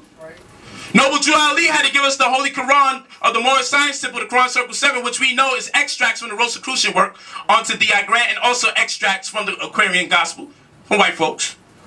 Preacher Levi Dowling. Master Father Muhammad had to give us the Problem Book, the Supreme Wisdom, the Father of Law, 5%ers, Lost Found Lessons. What I'm saying is this: if the Quran was enough, then every black man that gave you Islam would have left it at the Quran. It's never enough. So what I see us doing is working our way out of it, because these leaders knew at some point in their studies, we're going to need more than this Quran. And Most Honorable Elijah Muhammad did not build all those schools, get those farms, have his own independent publications because of that stuff right there. Is because he's brilliant. Right. I appreciate y'all. Thank y'all very much. Woo! Let's give it up, man. I told you. And now. Still recording? You can record again? Oh, okay. Go ahead. You gotta stop it now, though. Stop it now. Until they get back to 10. All right, we're going to bring on Dr. Ali Muhammad, 10 minutes rebuttal. 10 minutes rebuttal. Then we're going to take a break, 15-minute break, and then we're going to come back and get into the second half. Yeah. Let's give it up for Dr. Ali Muhammad. Yay! Give it up. Y'all getting fed, right? Yeah, brother. All right. I think the brother did a good job at presenting the information that he presented, and it's filled with facts. It's filled with reality. Now, I want y'all to understand something about me and black people. I've seen that clip of Minister Farrakhan. I got that DVD at home. I understand when people who are great, sometimes we expect them to know everything or to be the star that we want them to be. Now, if anybody has looked at my commentary on Minister Farrakhan, you'll know I know a lot more about him than you do. But the point is that if he's up here saying this bullshit, and he got it from Elijah Muhammad, bullshit, and he got it from Farah Muhammad, bullshit, what makes me still love the Nation of Islam? That's the question. Because I could go and I could say, Dr. York was accused of 74 counts of child molestation. Polight, why are you using anything from him? Because he's sensible enough to know whether he knows whatever happened with Dr. York. He still says, man, I was a Crip superior, I knew nothing, and I ran up on this man named Malachi York, and he is my master teacher. Right. A man who came before the world said, nobody said it for him. It wasn't on a pre-record. He said, I did it. Yes, I slept with, raped 74 children. Now, the impetus of, you can go online and YouTube it. See, I'm not into that today, though, because I already know that game. That is a game. I'm not going to get up here and talk about Dr. York's misfallings. That has nothing to do with the goddamn conversation.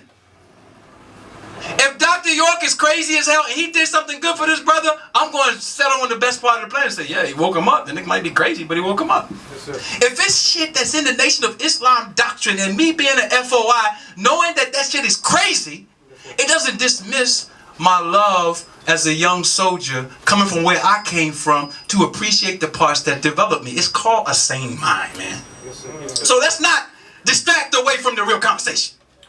The real conversation is, Polight is not talking about the historical origins of Islam.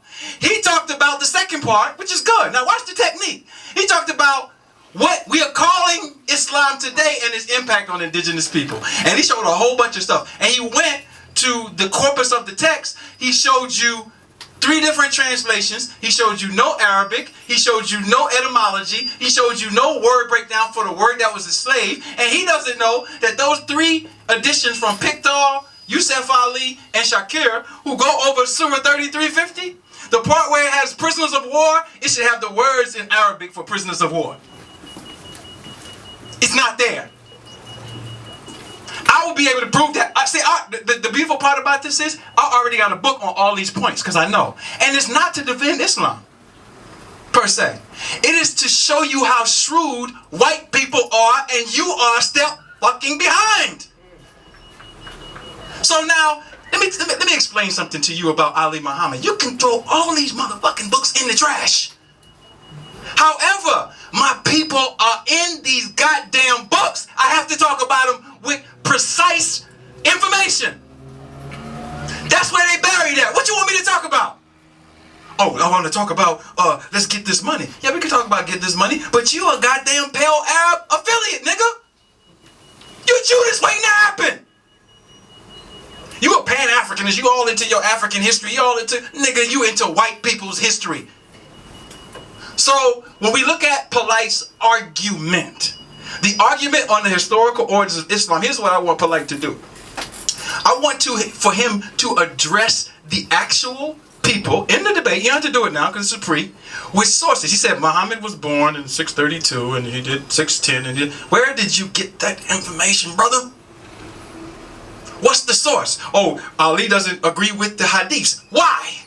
Don't say it and then keep reading for emotional stimulation of the audience. God damn it, if I want some emotional stimulation, I go get a fucking back massage.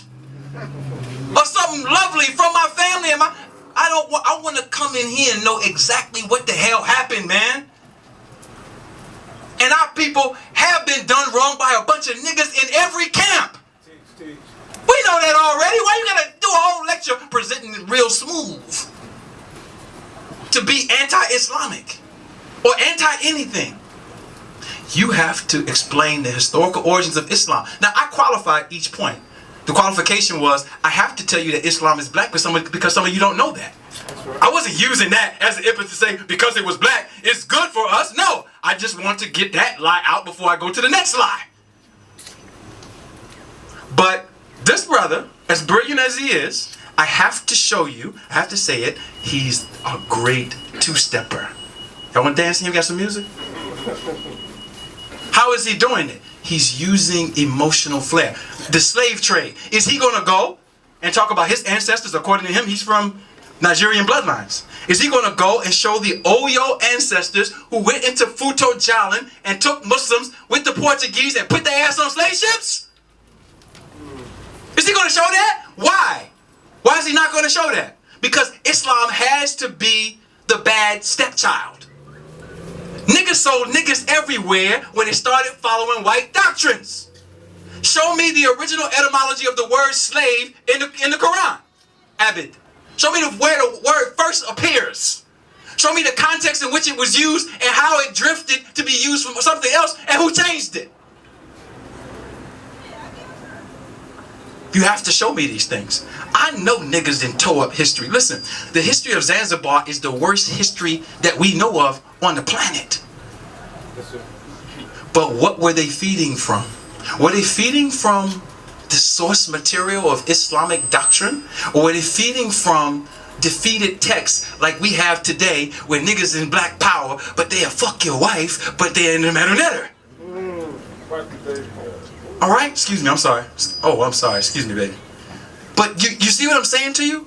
The intensity of history is that when we don't have a real paradigm, we cannot make a paradigm shift. So we gotta have a more mature conversation, slow down. I know it's fun, but we gotta have a serious discussion, and it starts here.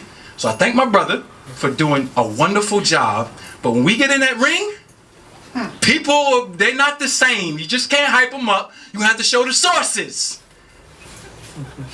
And then when we show the sources, we'll show our own will to just deliver the truth with no bias. Peace. Let's give it up. All right, we're going to bring Brother Polight 10 minutes in this round. I want y'all brothers to know I'm not going to allow y'all to go over your time in the next round. Because, you know, a lot of us got to get to work tomorrow. No work tomorrow. Holiday. No work, holiday tomorrow. Okay, this the weigh-in, baby. It's the weigh-in. Okay, so we're going to bring on Brother Polight. 10 minutes. No doubt. It's the weigh-in. I'm down. As much time my brother needs at the weigh-in, we get it all out. Because the truth be told, we will not have enough time to expound on these matters at full length, no matter how much we condense the data the day of the actual debate. So the weigh-in is just the street fight, man. You run out of steam, you run out of air. That's what it is. You can't make it the 12th round, you can't make it. So I support whatever he has to say, as long as the people still here to compare and contrast our views. Let's go forward to make sure no one misses the point. This is the point. I want to know if Islam is what it is. If I show you on macro cosmic scales and micro cosmic scales, where our people and other people confided in the same religious ideology, but perpetrated the same exact crimes on whatever scale, I then question the religious doctrine. I know there's good and bad people in every place. We all understand that. There's a difference though. Good and bad people exist in every culture, true. but every culture doesn't teach you to do bad things. See how that works? So Dr. York may have been accused. I'm glad he said accused. But the thing is this, if you read Dr. York's holy tablets, he's not telling you to do the things he was accused of. If you read the Quran, you're being told to do the things you're being accused of. That's the difference. It's simple. I'm not just hand-selecting people that did bad things that happen to be Muslim. I went into their corpus mildly. And I'm going to show you. There's not going to be enough excuses in the world. Well, that wasn't the right Arabic. Or that's not the right words. That's not the right terminology. No, that's okay. Okay, grasshopper. You're going to see what's going to happen when we get in the debate. I'm going to show you how to do this, son. This is the way it. I just want to give you an idea. Because you're saying you Mayweather, I hope your defense is up. Because right now you look kind of weak out there. It ain't looking too good. I was feeling a little embarrassed for him. No, I wasn't. I'm lying. I'm here to put in that work. So what I'm saying is this. I am not hand-selecting people that did negative things in history. I'm questioning the doctrine as I see the doctrine is a motivational exponent to which end people don't feel.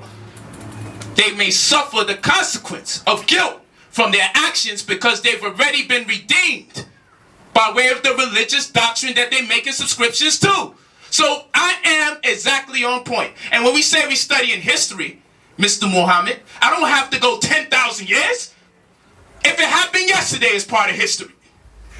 If it happened 50 years ago, it's part of history. Why I gotta talk about something 9,000 years ago? I told you today, because I have so much of a body of work to give you. I said today I want to keep it as relevant as possible. I want to talk to you about the women that's been kidnapped 200 deep. Might be the CIA, they put that on the TV. But one thing I know for sure, if I read the doctrine supports the idea. Prisoners of war. You could use the women as prisoners of war. Prisoners of war, I know we could do that. But you know what, maybe that's a mistranslation. So Prophet Muhammad on the other end, he traded 2 black slaves for another slave. Maybe that shit is a mistranslation. 0 for 2. But you know what? Slavery is acknowledged by Allah. And somebody's better than the other person, but hey, maybe it's not the word slave, but someone is better than the other person. And you have the right to do with them what you want. And you can even have sex with these people at your will. So I think it's a whole full Arabic class that day, hopefully. Maybe I just keep picking up things that's all been mistranslated, or maybe you are making concessions to a doctrine that has its inception in colonization and displacing and dislodging indigenous people world over. I'm going to pull it up, and I hope you have all night to properly translate all the things I'm going to pull up.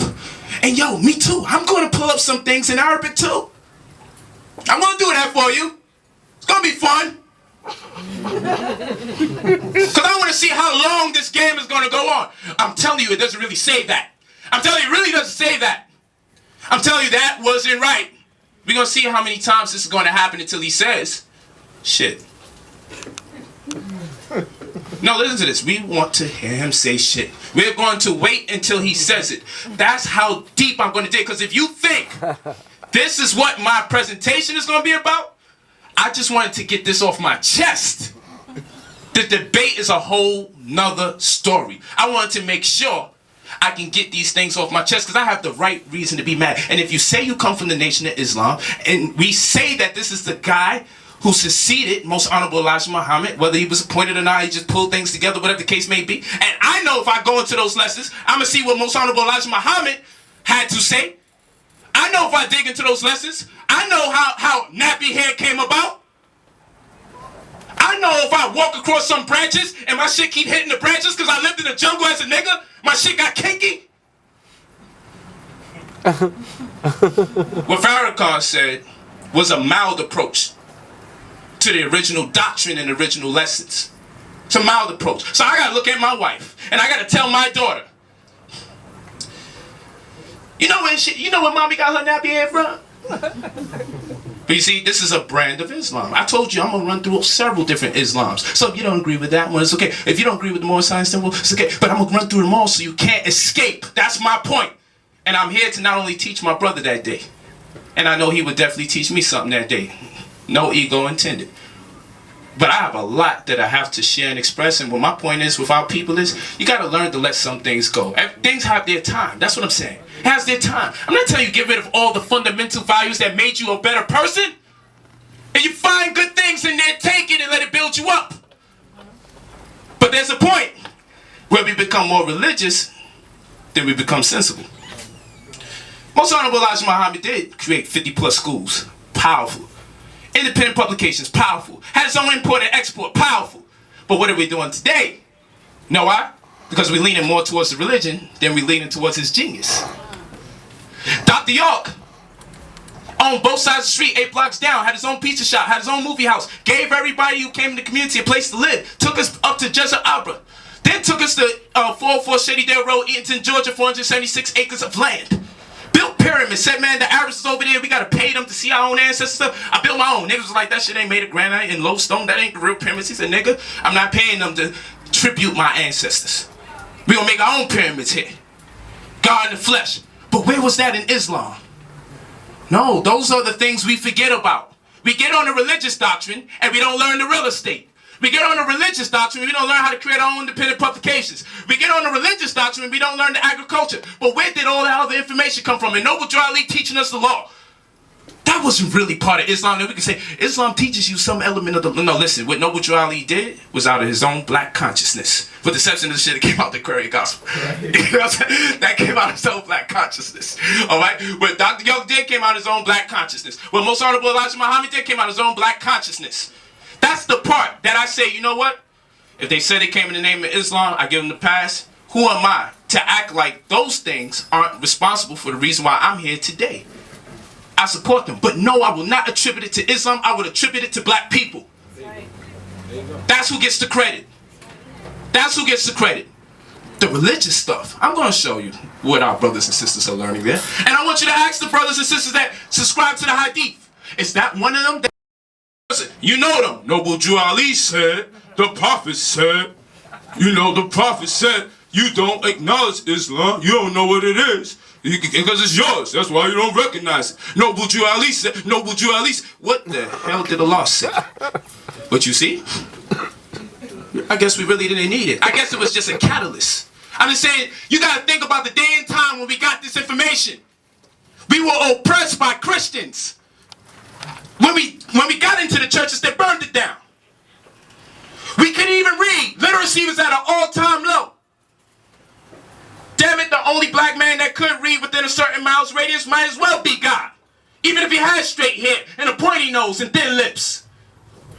Why not believe him? The literacy is at an all-time low. We're just stepping out of slavery. Some people still enslaved. We're being raped. We're still being pillaged. We're still being castrated. We're still being hung. Aryan nations is banging on us. KKK is banging on us. We get locked up for eye rape. Our cities are being burnt down. And we know this is at the hands of Christians. So somebody comes with Islam. Is it safe to surmise why not get the thing that the Christians have problems with? It's a little bit rebellious. It's a bit daring. I can't read. I need someone to teach me. If the teachers are teaching Islam, so long as they ain't messing with them damn Christians that enslaved us, why not? But it's 2014 and we don't feel like this no more. So why we gotta be there still? Don't you see we was Muslims by victims of circumstance? Would we have been Muslims in America if we were not already mad at Christians for what we seen? Just think about these things. See, when I argue with my wives, they say you should be a lawyer. They said the debate's the best thing that happened to me so I can get this off. So I can lighten up on them in the house. The second I start going in, you should be a lawyer. I'm like, how is that an answer to the argument? So what I'm saying, just think about the atmosphere. Think about the day and time where literacy is at an all-time low. We are obviously being oppressed by Christian forces. And then your leaders come in. Whoever's the most learned may as well be divine. May as well be the one that was sent. That's what we gonna call him. Probably a prophet. Probably apostle. Probably the next one to come. Why not?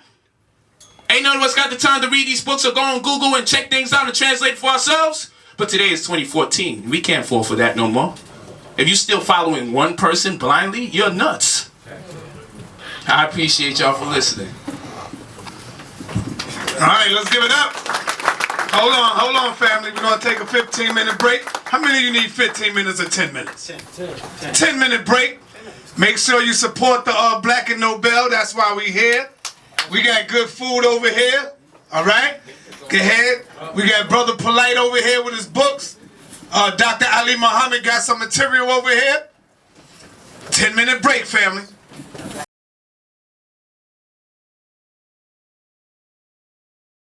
The second half, political science and social economics underline a plan to import remedy for our people. What happens is that these prisoners are actually doing work in public service. Checks are being generated at the end result of their labor, yet a great deal of it, if not all of it, is not given to them. For privatized prisons to exist, they have to be able to at least establish an occupancy of at 90+% per prison. If they don't occupy 90% of the actual prison, then the state has to come out their pocket to pay the privatized prisons. The states can't afford to even set up prisons no more in this day and time. So that's why they've invested their interest into privatized companies to privatize the prison system. Nonetheless, the point is this: if the prisoners are actually contributing to the public in a form of public service, and they're not getting any monies from it, we can set up community-based associations that demand that since you are making money off of imprisonment, that you have an obligation to at least employ at 35–40% of the people that are incarcerated post-incarceration. You see, the reason why that's important is because if you don't have a program for people that have been incarcerated, when they get out, they're likely to go back in. They need to be able to establish some form of revenue streams or generate some kind of revenue, nonetheless, to say. So community-based association is something that we know how to erect, one of which we already have going on. Also, our prison sponsorship program, our New Covenant PSP, where I go in annually to Rikers Island, which has a prison population of over 20,000 inmates, and over 90% of that 20,000 is what you call African American.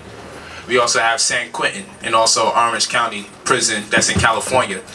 Meta World Peace functions as a representative for us in the West Coast as well, though he visits the prisons over here on behalf of New Covenant as well. Ron Artest, basketball player, he goes over there, and we have been allotted the opportunity to give a curriculum based on my real estate knowledge and plan, where we educate the brothers and sisters in the prison on how to engage real estate in a more reasonable and more sensible fashion. Also, we have in the prison sponsorship program, New Covenant PSP, we have where you can purchase as a sponsor a tax lien or utility lien on behalf of the prisoner. And what happens is the principal will be given back to you, the sponsor, and the interest that is accrued will be given to the actual inmate. And if this should persist and they should still continue to get sponsors, they could annuitize the interest from the sponsorships and in turn put together a pension and something that they can look forward to when they get out of prison. So I'm just mentioning one thing in particular because that's a lost population of people. And not lost because of the lack of knowledge they may have or mistakes that are due, but lost because when we get conscious, we forget about the people that's incarcerated. And when you take care of those people, they have the strongest conviction for your community because they understand that you have actually done something for them.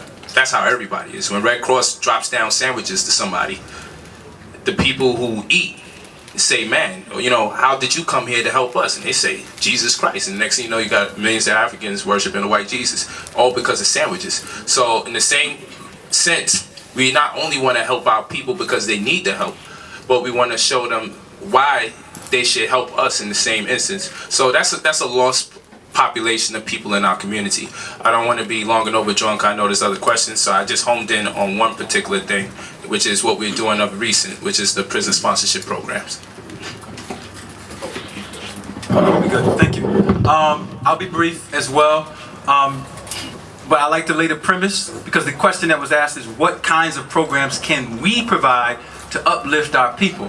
That is, it becomes a very important question about joining groups or whatever and all that that's your first discussion. If you are not having that discussion, you by default are going to have some more problematic situations. So how we culturally shape our families is the determiner of how our economics moves. I'm going to say that one more time so you can get this. How we shape and operate our family is the determiner of how our economics move. You cannot talk about socio-political operations without culture, period. It's a mute discussion and it's a slave discussion. So I'm not going to elaborate on that further, but you have to understand that. Then as that engine is in place, and I'm talking about African or indigenous family structure, you can implement success. Because you have the resources, and you will have the strategy by being successful and failing in some things, but learning as an institution. You learn the respect for institutions. You cannot have respect for the UNIA, the Nation of Islam, New Covenant, Aboriginal Republic of North America, Black North. You cannot have it if you don't have it in your own home. It will be faulty and it will create breaches in a code of conduct. That code of conduct will naturally, we ain't got to write a constitution for each other. It will naturally come out. And then as it comes out, the institutions are fortified by stable people. Unstable people are consumers. They're not creative. They're consumers. And we have been bred to be in that reality. So my conversation on nationality starts with family. Then it branches to what Edward Wilmot Blyden talked about. Everybody know who Edward Wilmot Blyden is? If you don't know, you're doing yourself a disservice to socio-political discussions in understanding Mr. Garvey, Noble Drew Ali, the Honorable Elijah Muhammad. None of them could have gotten to the platforms that they had if something hadn't been laid out in the 1800s by this man. And he was domestically a national or a citizen here, and he also had dual citizenship as an officer of government in 2 African countries. And he had a plan that developed into the ideology of the UNIA. So you need to do some study on that, because when you understand nationality in respect to what has happened to you, then you get into a real discussion on remedy. We can all get money, our families can get money, we can find different tactics and ways to get money. But if we're talking about how it helps our people, we're talking about developing a methodology socially. And that methodology is developed socially by dealing, 1, with the language, and 2, with execution. So I'll give you an example. If I'm an African and you're a Muslim, you're in the Nation of Islam, and I'm a Pan-African, so I'm in ASCAC and all that, and we develop a similar socio-political ideology that doesn't have to make us call each other Muslim or African or whatever, we can take strides. That's our project in the Aboriginal Republic of North America. Is to first identify all African Americans, generally via international law, as an indigenous peoples who were kidnapped from wherever you from. You know, niggas from the North Pole. Now, I don't know where you was from. You was from West Africa. You was already here 50,000 years. It don't matter to me.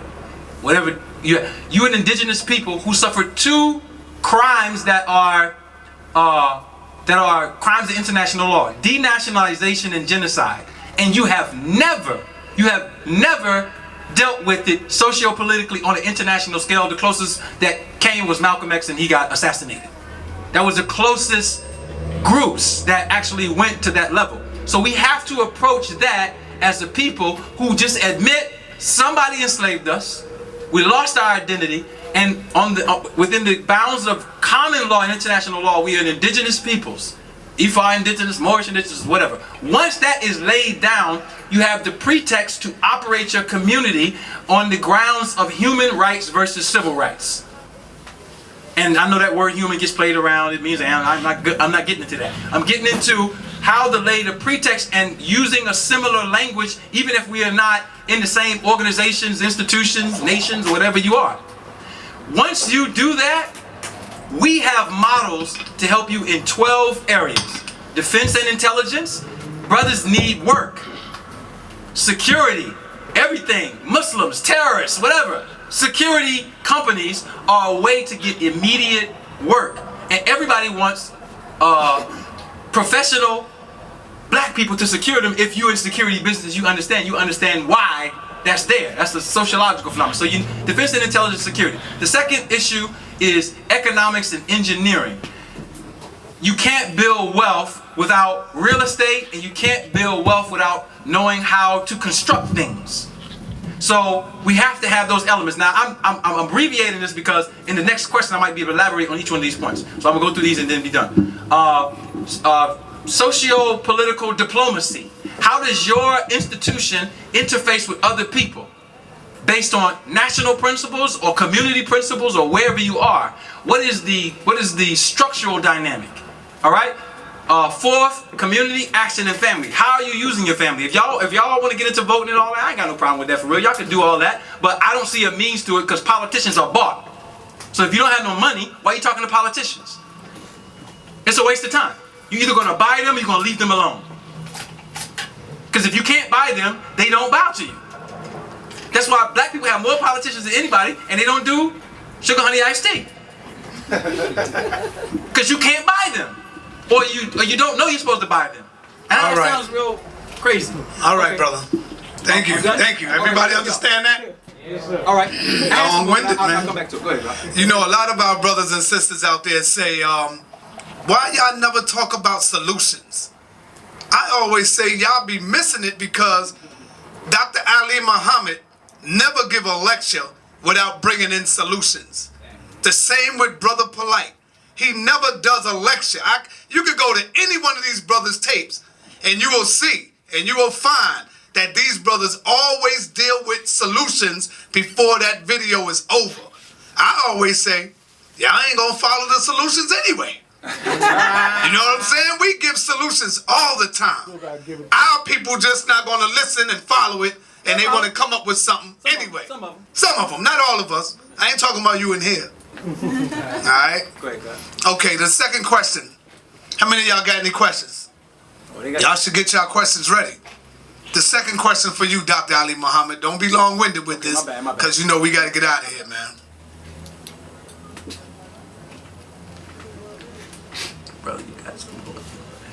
How can we create a movement while this white supremacy structure exists? Contracts. How can we create a movement? Contracts. Simple contracts. I give you an example. We have a program where if you own a home, I can show you how to get property exemption on your property, period. Put it in a trust, use the right dynamics, homestead exemptions or certain other exemptions, and take that money, and now that becomes energy flow back into your home. We always talk about the black dollar is always going out. You have to have a model for it to come back. How many people here own a home? I own my home. I don't pay property taxes on it. Nobody's chasing me because these people understand that this is about whether you know or not and whether you can function or not. So we have a program with property tax exemption and sales tax exemption that can save each family $5,000 to $10,000 a year. You take 1% of our people, which would be about $600,000, we could save $3 billion a year on one program. That takes 3 affidavits, a copy of a trust, and you going down to the recorder of deeds to file it. What you want to do? I mean, the question is what you want to do. We have to make you more aware of these particular programs. So one program like that can save you $3 billion. It's at the edge of it is you getting educated and what do you want to do it, and nobody's going to call you Al-Qaeda for getting property tax exemption. All right, Brother Polight, same question. In this particular case, when you say movement, the first word that comes to my mind is motion. And it's my biggest conception that we cannot go forward until we maintain the integrity of our prospective households. Having said that, I take into consideration the average person going to work, particularly female, who's more likely to get a job than the black male, which we understand. It's going to take about an hour to go to work, an hour to come back, 2 hours, work a 9 to 5, 8 or more hour day shift. She has to sleep 6 hours, mildly, though they prescribe 8 hours to all of us as a people. Cook and clean, which may accommodate for 2 more hours. Socialize if there's any time to socialize. Let's only give that an hour. Let's give miscellaneous 2 hours. When you read my book, Romantic Roman Antics, you'll see that the average female, particularly, hopefully she doesn't have more than 1 child, because she'll have to divide the hour and a half left of her time that she has. And when I do that evaluation, it doesn't even factor in showering or bathing. You know what I'm saying? So the point is this. There's no motion if we're working for other people. And there's no respect for the male if the woman is building someone else's institution. So that being the case, we have to find out, as men, we have to pull from our core, from our spiritual center, a way in which we can again be the hunter-gatherer or provider for our families in 2014, while the women have to reevaluate their mental disposition and accept and embrace a role of being in the house again, not feeling subservient to the male. She can be employed while at home, so she's not an economic entrapment. I'm down with that. But we need her back home because the child rested in her womb, 9 months conception. The umbilical cord gets cut. The child is now born. She's on maternal leave for about 2-3 months. And after 9 months of this child being in the womb, 3 months after the child is there connected with the mother, it's time for a daycare center or someone to babysit the child. Psychologically, that affects the child for the rest of that child's life. The child feels abandoned. That's one of the first horrors. Secondly, if she's going to some religious institution, probably the God is compromised, doesn't look like her. When she goes to work, the boss doesn't look like her. When she goes to school, the teacher doesn't look like her. So what happens is, if she needs to get an education to help sustain herself, she relies on another race. When she's looking towards God, she's relying on another race when it comes to going to heaven. When she's looking towards employment, she's relying on another race. And then she comes home to the black man and wonders, what the hell I need you for? In order for us to have some movement, we have to become self-organized energy fields, or we have to be able to govern ourselves accordingly. We have to be autonomous in our existence. So I would have to talk about correction of status. We need a status correction. And in the status correction, our status correction ascertains to your political legal disposition, your unlimited commercial liability, and your nationality as it relates to genetic reference. It's highly imperative that we put those three things into perspective, and within the confines of those three things that I just said, that are three exponential clauses of the status correction, we'll find our entrepreneurship, and we'll be able to reestablish the integrity back into our households amongst the male and the female. But the women have to be able to be in a position to respect the males in order for her to have the trust for the male, to have her in a position where she would have to entrust him with his responsibility for her to stay home. Not just because we want the women home, but because we don't want our children subject to strangers. Right now, most black women, I ain't gonna say most, all too many black women are babysitting pale Jewish children. The darkest of women at that, for whatever reason. A lot of dark women are pushing strollers, and then you say, oh, how the baby looks, and then you pull the plastic, and oh shit, you want to cover it up because it's not a black child in there. You understand? It says a little white goblin in there or something. So the point being is that our women are building other people's institutions and raising other people's children. And if they're raising other people's children and they're building other people's institutions, then who's watching our children is the question. And that's what's disabling us and causing us not to move. So we're going to have a movement.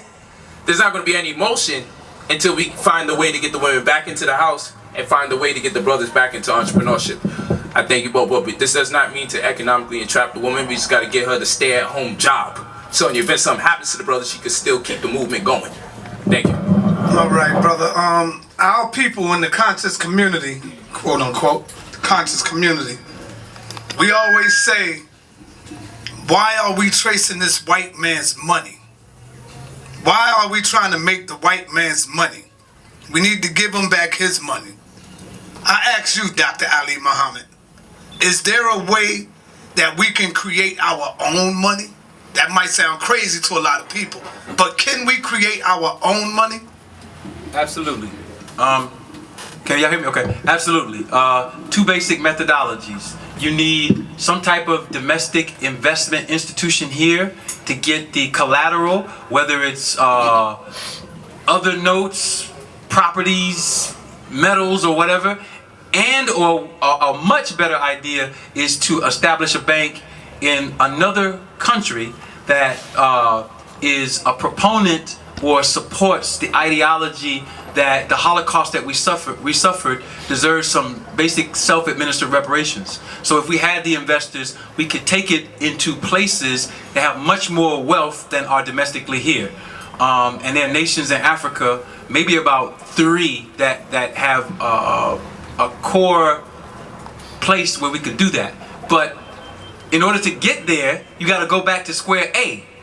So we could develop our own currency. Let me say this about currency real quick and then this point. Gold, silver, currency, whatever, is just a symbol of collateralization. Oh, we need to go back to gold and silver and get off the... That's a joke. First of all, if you saw a piece of gold, you don't even have the metallurgy skills to tell whether it's gold or not. You don't know whether it's silver or not. Like, let's stop playing games with ourselves.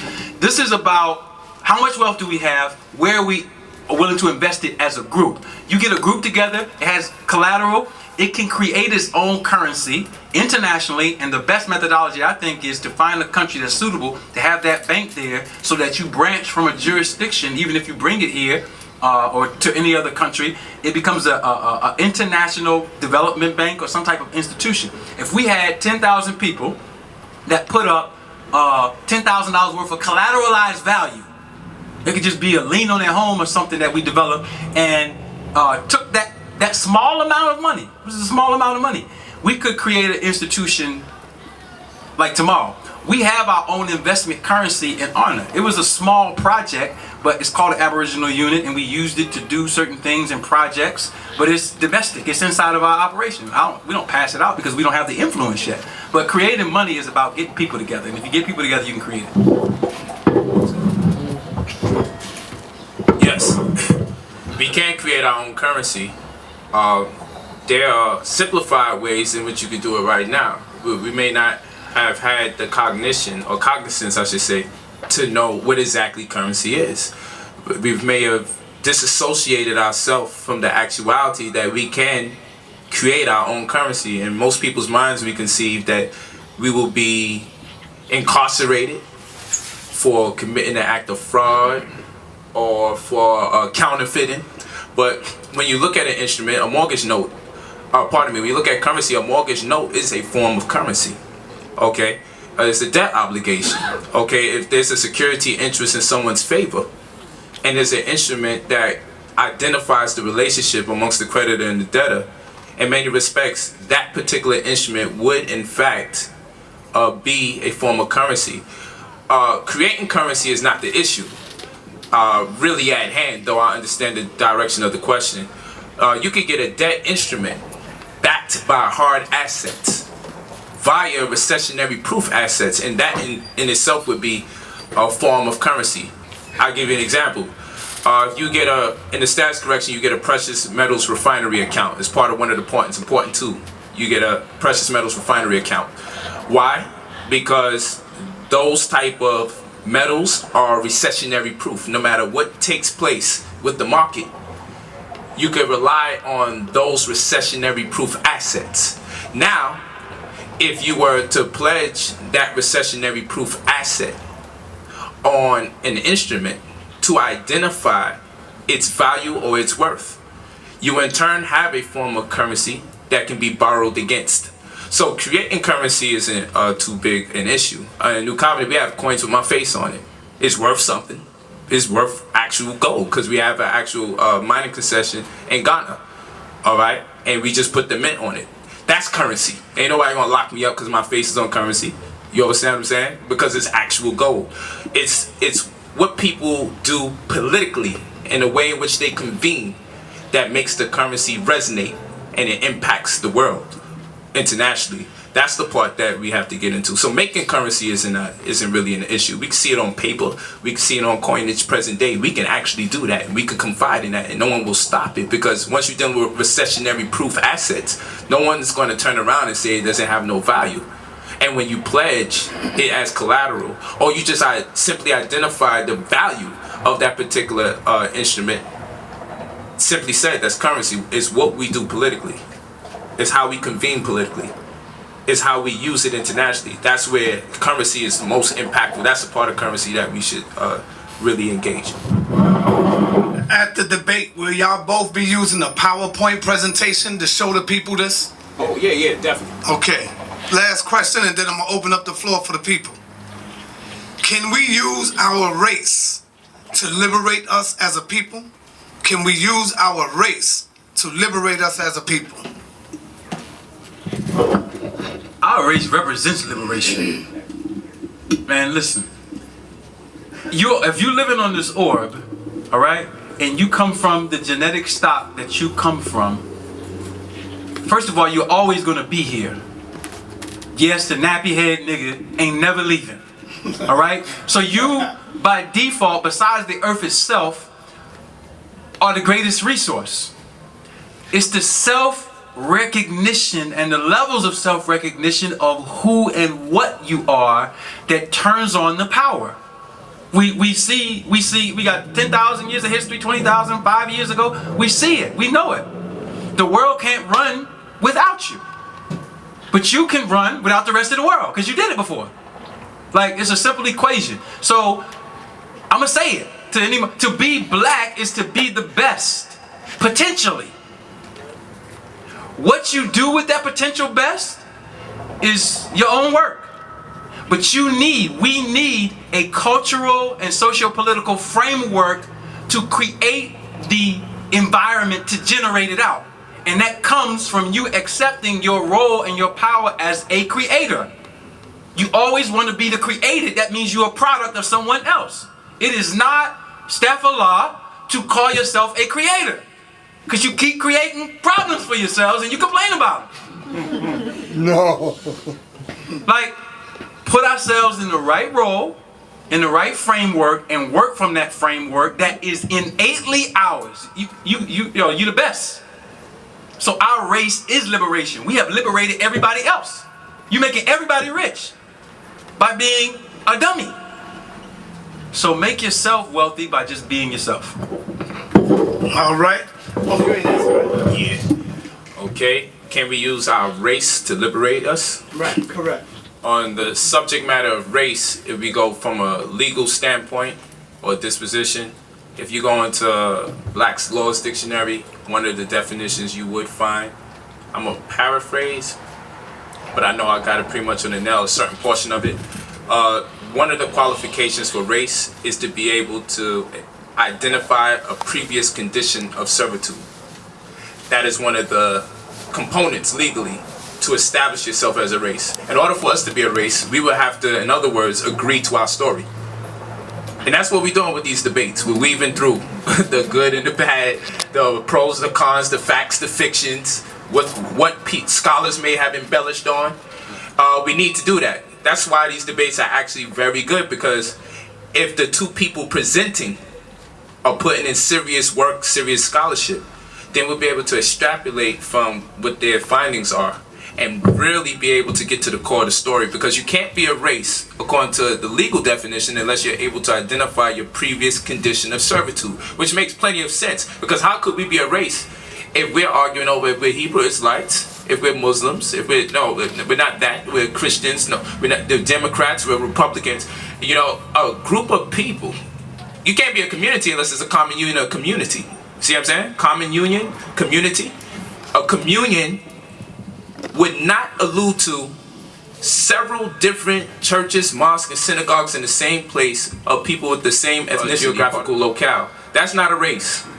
A race identifies a group of people that confide in the same historical origins and identify in the same God. Now, it may sound like a serious task, and that's what we're doing in these days and time with the debates. We're putting ourselves to task so we can finally conclude. We can sit down here, and after we do the debate, we can actually build and say, you know what? Let's take our strongest points and let's come up with the story. Now, people say, you're going to make up the story? We have our own scripture in New Covenant, the Black Diamond Tablets. We have our own language in Duasusu. You know why? Because you can't really say you're a nation if you don't got your own nationality. I mean, you can say your nationality, but if we go deep, we really need to have our own language, because the languages that we speak historically allude to when we've been colonized. Whatever we're speaking, it came in and was introduced to us, unless we're speaking the original languages right now. Okay, so language is imperative. Okay, God is imperative. Spirituality is an imperative. We can't get away from it if we're going to really identify ourselves as a race. And that's why it says in order to be a race, you have to be able to identify your previous condition of servitude. We have to all agree on our political, legal disposition. We can't be here and say I'm black, and then there's no rules or laws that cater to black people specifically. We're gonna actually have to sit here and say that politically, this is what exactly I am. Internationally, this is exactly what I am. And we have to have a collective be able to do it, because that's where you get your political power, because no one comes into the hood for votes. Why don't people come in the hood for votes? Because there's no common union or community, because we haven't established ourselves as a race. Because if there was 20,000 people in accordance with where they come from, that is political power. And someone would say your vote as a leader represents the 20,000 people that back you. Thus, it is necessary to speak to you to get a vote. But as far as all those other niggas there, when one person gets shot, they're all coming from so many different so-called or purported historical origins, they can't agree. There's no sense in even trying to get a vote from y'all. You understand what I'm saying? So we need to have our story intact. We need to be able to organize our ideas and agree to a story that confirms our existence. And this is why I said in one of my DVDs over here that homosexuality has become a race. They've been able to identify their previous condition of servitude. They're able to agree on who their leadership is, where they are fundamentally. Judaism has become a race. It was a religion. But if you deal with it in a legal context, I'll show you how Judaism has become a race. And laws that have been created to protect our people based on our previous condition of servitude is actually working to the benefit of the homosexual and to the benefit of the so-called Jew, more than it is for the very people that these laws have their inception in their own diaspora, which is us. People are using our grievances as it relates to history to their better and an advantage, because they have been able to agree. The Jews get together and they say, whether this story is true or false, we're going to write it down, we're going to put it in our Talmud, we're going to put it in our Mishnah, we're going to put it in our Zohar, we're going to say we live and die by these truths, and politically, we can't be alienated or ostracized because these are our religious convictions. Therefore, you have to respect this line, don't ever go across it. Homosexuals have sat down and organized, and they now pass blacks in terms of rights. You understand what I'm saying? They now organized and got to a point where they've been able to chart their grievances, log it in history, say what their politics is, say what they agree with and don't agree with, and now they have become a race. It's true. Homosexuals have become a race. Jews have become a race. Black people are still here, dislodged in society, because we can't agree on our previous condition of servitude. We need to get our story straight. All right, question number one. What kind of programs can we use to uplift our people? How can we create a movement while this white supremacy structure exists? 3, can we create our own money legally? 4, can we use our race to liberate us? Who got a question? I want to say to both of my brothers is that you can talk now. All the above, when he stopped, you can talk. I don't think we're gonna get any of that. So I'd strongly disagree with both of my brothers up there, because I haven't heard y'all say we need to get a goddamn army first to protect that. Because if you ain't getting no army first to protect that, brother, the white man ain't gonna let you try to make no damn money. The white man ain't gonna let you have your own race and try to build. Come on, man, we need an army. How many of you agree that we need an army first? Everybody have an army, right or wrong. So if you ain't got an army to protect it, the white man gonna just crush you down. But go ahead, say what you said, brother. No, I was saying, if you go back to my commentary, the first thing I said was defense and intelligence before I mentioned everything else. Oh, my bad. I apologize. The question is how you get to that point, though. You also made a mistake here too. Who got a question? Before you go, brother Sada. Move it up. Yeah, you can't make an inflammatory accusation like that and then it's, hey, yo, we gotta go. Hey, come on, man.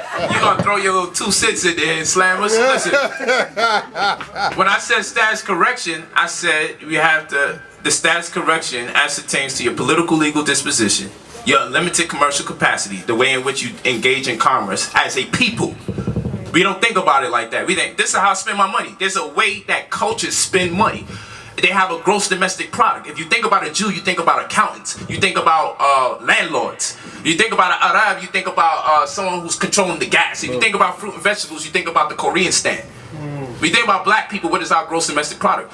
This, I understand the element of military, but when I talk about the status correction, we're talking about a limited commercial capacity, we're talking about nationality as it relates to genetic reference, and we're talking about political legal disposition. You can't have a group of people that can't agree on their own story talk about they're going to go to war with each other. They would never ever see each other as brothers and sisters. Politically, you have to put yourselves together and organize and convene in order for the people to fight.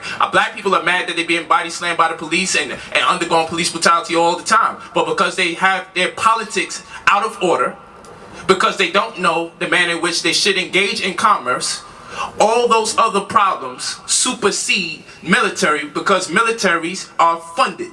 I don't know why we always jump to military. Oh, we gotta fight. We gotta fight with what? How? Who? How are we gonna do this? We have to agree first as a people. We have to understand our commerce and we have to understand our politics before we even think about going to war. All right, question, brother. What ideas would you incorporate with his system, and what would you incorporate with his to make it like one super system? And could you go into a little detail with that?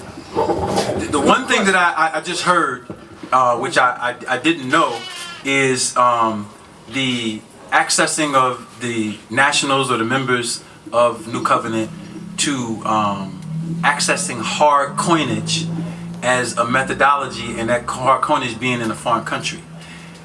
With that type of operation going on, the speed at which you can develop the collateral to run a project is amplified. An example of that is if that operation running, if you wanted a bank or you wanted an independent bank between ARNA or New Covenant, or ARNA can contract with New Covenant's bank, that could be done in a matter of a year with the right people on the project. You know what I mean? So that one thing, and the reason why, because everything has to be paid for. That's the reality.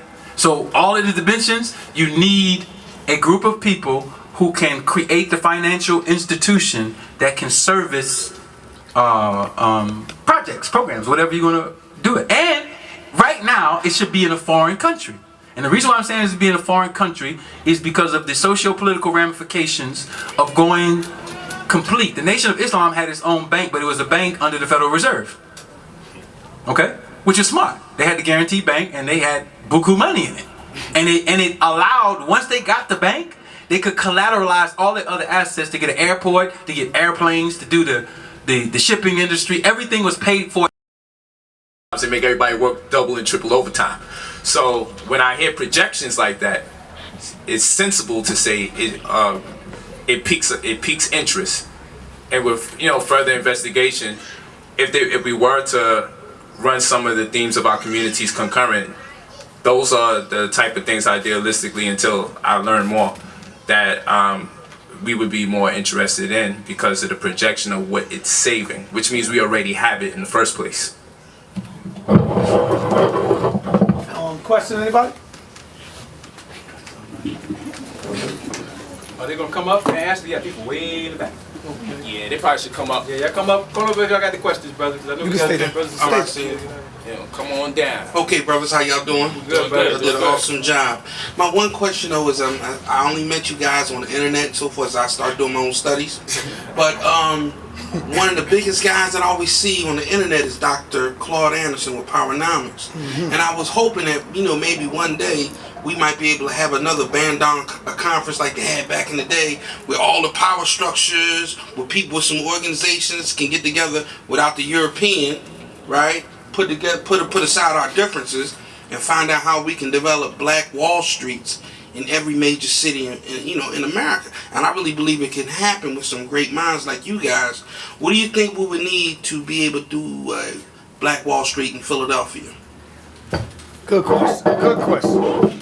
We need 10,000 people that's going to put up $10,000 worth of assets to have $10 million to run projects maybe for 2 years, and then to take whatever is done from that to go. And that's very easy. Anybody here who got a home, you automatically apply. But we brought Dr. Anderson here in 2012, and let me say something about my brothers. See, my brothers who are really about it, because we brought him in here. We had to pay him a sizable amount of money to bring him in. Anybody know you bring Claude Anderson and you pay? There you go. I would know. Stacks. So my point is, he's worth it though. He's worth it. And when Negroes found out that he was coming, I ain't even gonna mention them on this radio station here. They did everything they could to block him from having a successful event. So you gotta know who's for you and who's against you, because that's a part of strategy. And Claude, I'm gonna say this, and he might not like me saying this, he's frustrated. He's frustrated with black people. Because he spent his whole life, as brilliant as he is, and we did not give proper utility to him. And that cycle is constantly repeating itself. And what we have to realize as young people is to not make the mistake of a Claude Anderson. I'm not making the mistake of a Claude Anderson. My family is way more important than me spending the next 20 years for hard-headed niggas. Even though I love the hell out of you, I love you enough to know not to be stupid for you. Here's a bunch of... So, Brother Claude and Bob Law and all of these elders who are brilliant, they got broken spirits, man. They do. I can say this, Delbert Blair came to our meeting, brothers and sisters, without a home last week. We had to put him up somewhere. That's true. What are we going to do about a man who's been teaching metaphysics since the 1960s, man? Same thing. This is not a joke, but black people, you are not going to do that to the new leadership. We too smart. Either you are in to work immediately on sound things, or you are not, and our families who are right will survive. You in here. And we just need to let black people know it's time for 100% responsibility, and it's no cut on it. So we got to do this. And we have an opportunity to do these things, and the projects are running, but the projects are self-sustainable. They require numbers of people to expand, but they will live without numbers of people. I need you to understand that. For all of us who are doing something worthy of our own families, make them self-sustainable so they will sustain even if your people don't come in the large numbers that you want. You got to have sustainable operations, because do not become a frustrated elder who has to sleep in a home who gave his or her whole life.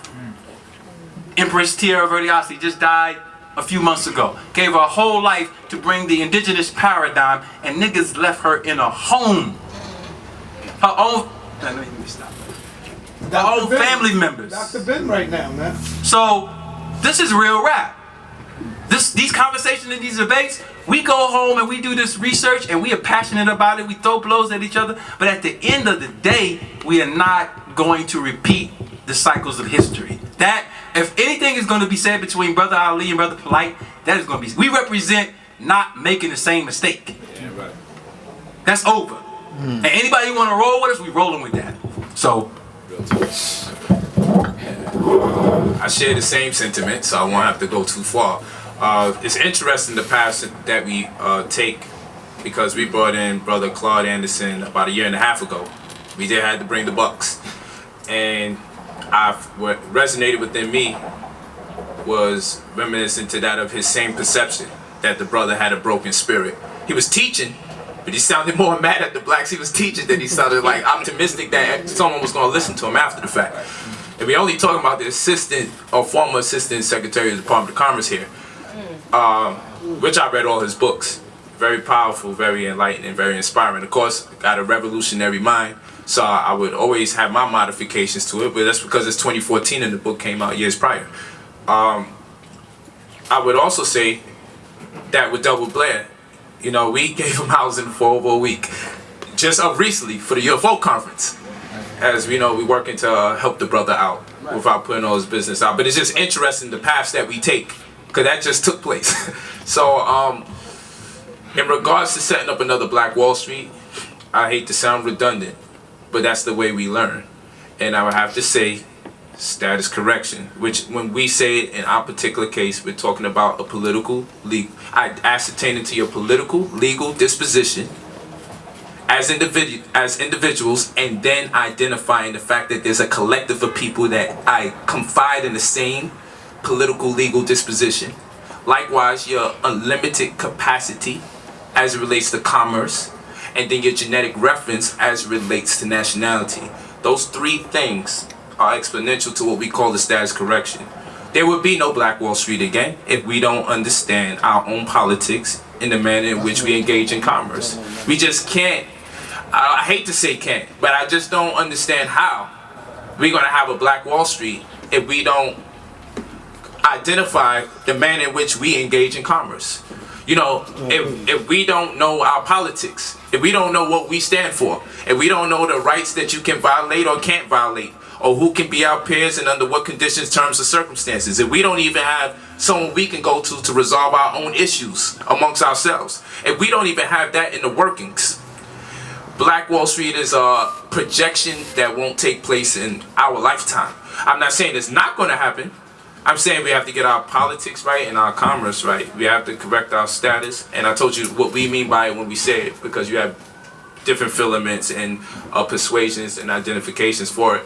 But we have to be able to do certain things on one accord, which is to identify ourselves politically and what that means to represent when we are. If Sean Bell gets killed, he's Christian, and he was going to the strip club before he marries his wife, I believe. And before he marries his wife in this Christian ritual, he wants to tempt himself to cheat from day one. Then he goes to strip club. He died. Now, who came to his aid? The black community. How does that resonate in anyone's life? The person who kills the black man that is part of some Christian sect and black people get angry, it doesn't resonate in the oppressor or the aggressor to say, shit, we're going to have to answer to this. We have to put out a public apology. We have to go and give some concessions, some monetary concessions for this. We got to give some recompense, some form of monetary recompense. No, that doesn't happen. If a Jew was killed, wouldn't matter if it's a strip club, wouldn't matter what ritual he was doing. Yeah. It resonates in the murderer, and he knows he better hide. Mm-hmm. But it's not just because they're pale. And if I go down Atlantic Avenue in Brooklyn and I kill a Muslim, it would resonate more killing a Muslim, black or pale, in that particular community more than it would in the ghetto where you kill a black man.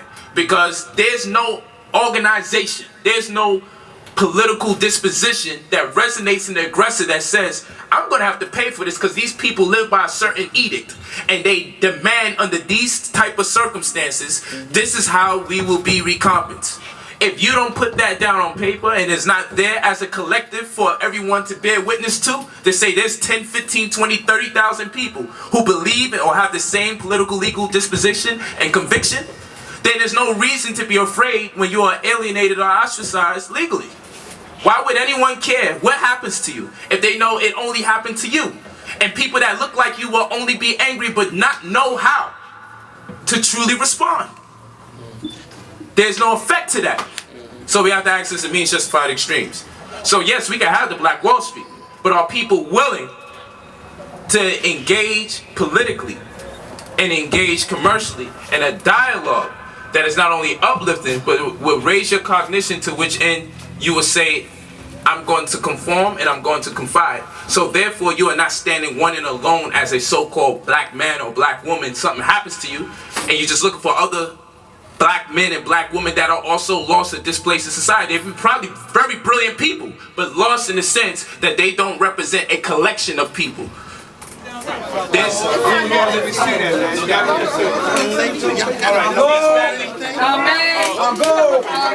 if you want to cut, what y'all think? Did we do a good job? Put a number 9 in the field. We did a good job. Good seeing y'all. Appreciate y'all coming out. You know this debate is going to be fire.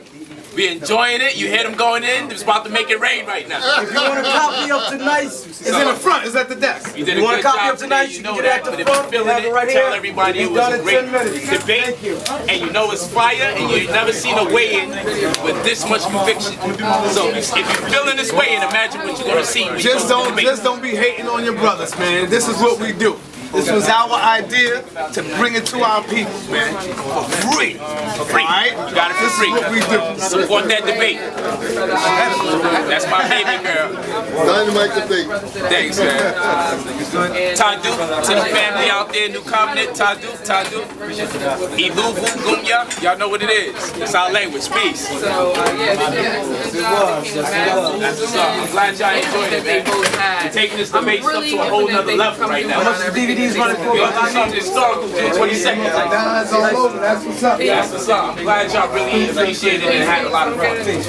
Peace. You're going to finish fellowshipping with the people here. Page family here so I can get out of here. The next event was great. They loving it. Peace, Black Power. Where we at? Crazy on here, like Pookie or something. Yo, come out June 22nd. Y'all saw we got it in tonight. We threw handcuffs at each other and all kind of stuff in the first round. And we were willing to sit down and talk about the most important discussion in my vantage in black history, in black movements in America. June 22nd, the National Black Theater. 23rd. And one more thing. Who said you can't? Whoa. Urban Kryptonite. June 23rd. The next day, the most influential health documentary in the history of America. 7 p.m. at the National Black Theater. So you coming out Sunday? We'll see you on Monday, and then we're gonna get this thing on. All right, one more thing. Who said you can't be sexy and beautiful in this game? Lord. Look at this for a minute, family. You fucking. Hold on, stay there. Let them see this. Bang, there she go. Look at this. The most sexy and beautiful woman out here, y'all. Abundance child. What you got for the people? Yo, my brother Polight, my brother Ali Muhammad, they put it down tonight. I'm so proud. But I'm expecting them brothers to come through on everything that they said that they were going to come through on. So y'all come out Sunday, June 22nd, National Black Theater. Peace. Come check out Drop Squad Kitchen in Delaware. Come check out Drop Squad Kitchen in Delaware. There you go, y'all. Thank you. What's up, baby? I know. Oh yeah, I remember that. Listen, we talked about it one time. No, later on they put these on YouTube. Everybody already left with the South Street, so they're gonna probably do this with tomorrow. They said they already have. They said they already have some DVDs. Oh, I thought you just asked me if I was. Yeah, I thought you were out there. Was you making some messages? The videos I take, Tyson puts these on YouTube for Black and Nobel on YouTube. So I mean, if they got the one for tonight, probably not the whole thing. We only put clips up.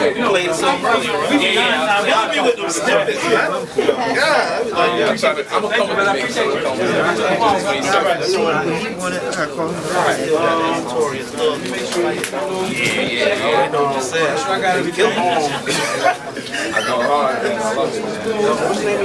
So what'd you think about the lecture tonight, man? Oh, really good, man. Got a lot of knowledge out of that.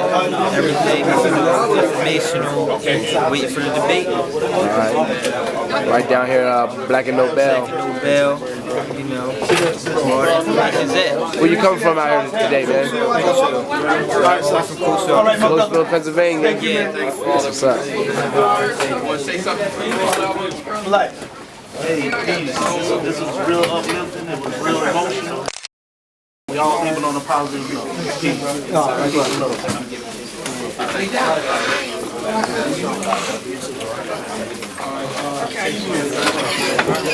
Oh yeah, I was just thinking the same thing. That we have now. So the only way for you to get out of it is like you gotta go through It's real talk. it's all economic.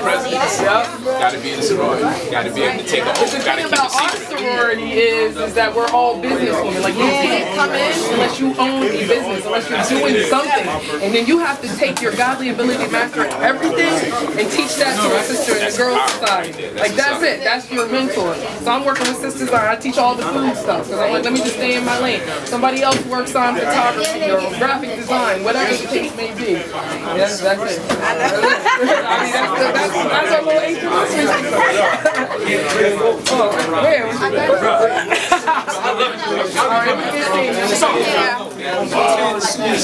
Well, good debate. I'm with Black and Nobel, so could you say something for the camera before you leave? Oh yes, Black and Nobel always has the tightest events right here in the tri-state area. Brother Ali Muhammad, Polight, they did an awesome job. I would do this like a million times. And don't forget, you might even start finding Drop Squad Kitchen goodies up in here. So, Black and Nobel. Thank you. You're welcome. It's nice to see you.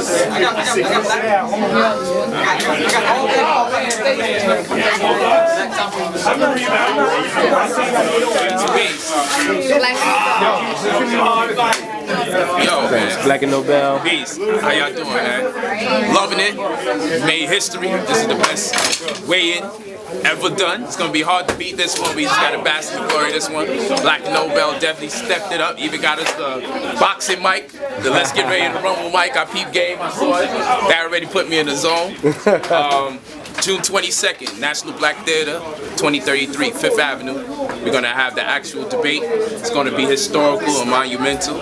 Nothing you ever seen before. You're gonna have Dr. Ali Muhammad, as well as myself, head of the crown, illustrious Supreme Grand At Perception, the New Covenant community. Also culturally known, or affectionately known by my peers as Brother Polight. We're gonna have Professor Smalls, Booker T, Dr. Jeffries, Dr. Ray Hagans. There's gonna be Africa Bambaataa, Loaded Lux. Okay. Everybody's coming through that day. Everybody's coming through. That's how important this particular message is for that day. So make sure you come through. June 22nd. Get there at least at 2 o'clock. If you gotta get tickets, you can go to 2012stores.com. 2012stores.com. Go to 2012stores.com. Get your advance ticket because it's cheaper. If you're showing up to the event and the doors open at 2, get there at 1 or 1:30 because when we have these events, packed. Trust me, and the line is long. If y'all went to that UFO conference, you already know what it was. Thanks, man. No doubt. And I want to say something. Calculate, break down the amplification. Ooh, excuse me, Boogie. Lock it down. We got more operations of strategy. The stuff y'all didn't show me tonight just blow my mind. Black and Nobel. Black and Nobel, we back at you, baby. This is the Black Bank. We came to make a deposit today, baby. So we gonna keep coming to support our brother Hop. Brother Hop been in this thing for a dime, baby.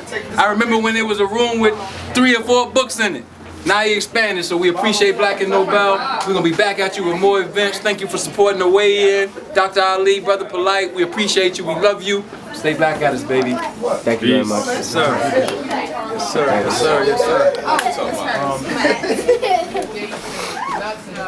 How you feeling, Nightly? I'm peace, man. It was beautiful. It was beautiful. They showed their work. That's good. Some of these things were long overdue to be said. That's all I got to say.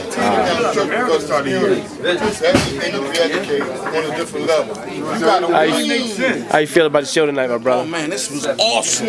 And we had more things like this going around here and start generating the business acronym that these young men that presented themselves, we be at another level. Where you at tonight? Say again? Where you at tonight? Who do I like tonight? No, where you at tonight? Man. But in, you know. Okay. I'm in Black and Nobel. This is the intellectual headquarters of Philadelphia. And we need to have more of these. Thank you very much. Hotep. Yes, sir. Having different things. I had told them, you know, the point I'm making is this. As long as they're going towards the door, even they 2 different groups, we left the South. The same way. Just like going up the temple, one side and the other side. And both, right? You understand what I'm saying? The same direction. You know what I mean? But it's good to try to get them all at once. Even if they is split it here and there, they're going toward the right direction. So you said you don't look for help. Sometimes when you have one big thing like that, it's like a bank. They want to shut it. Invested in it. Type of resource. So if you got a bunch of them coming, they like turtles going to the seashore. You see what I'm saying? See, it's other ways. Like a coin. It's always 2 sides of the coin. You always got to look at the positive and negative. What's the negative side? What's the positive side? The more positive side is the negative side. Fiat. You know what I mean? So even though you see that those like, you know, as I'm getting older, a little bit more wild. Okay, more that wild. Was like, sometimes people ain't listening to you. She says, oh, don't make it seem like it's their idea. Right.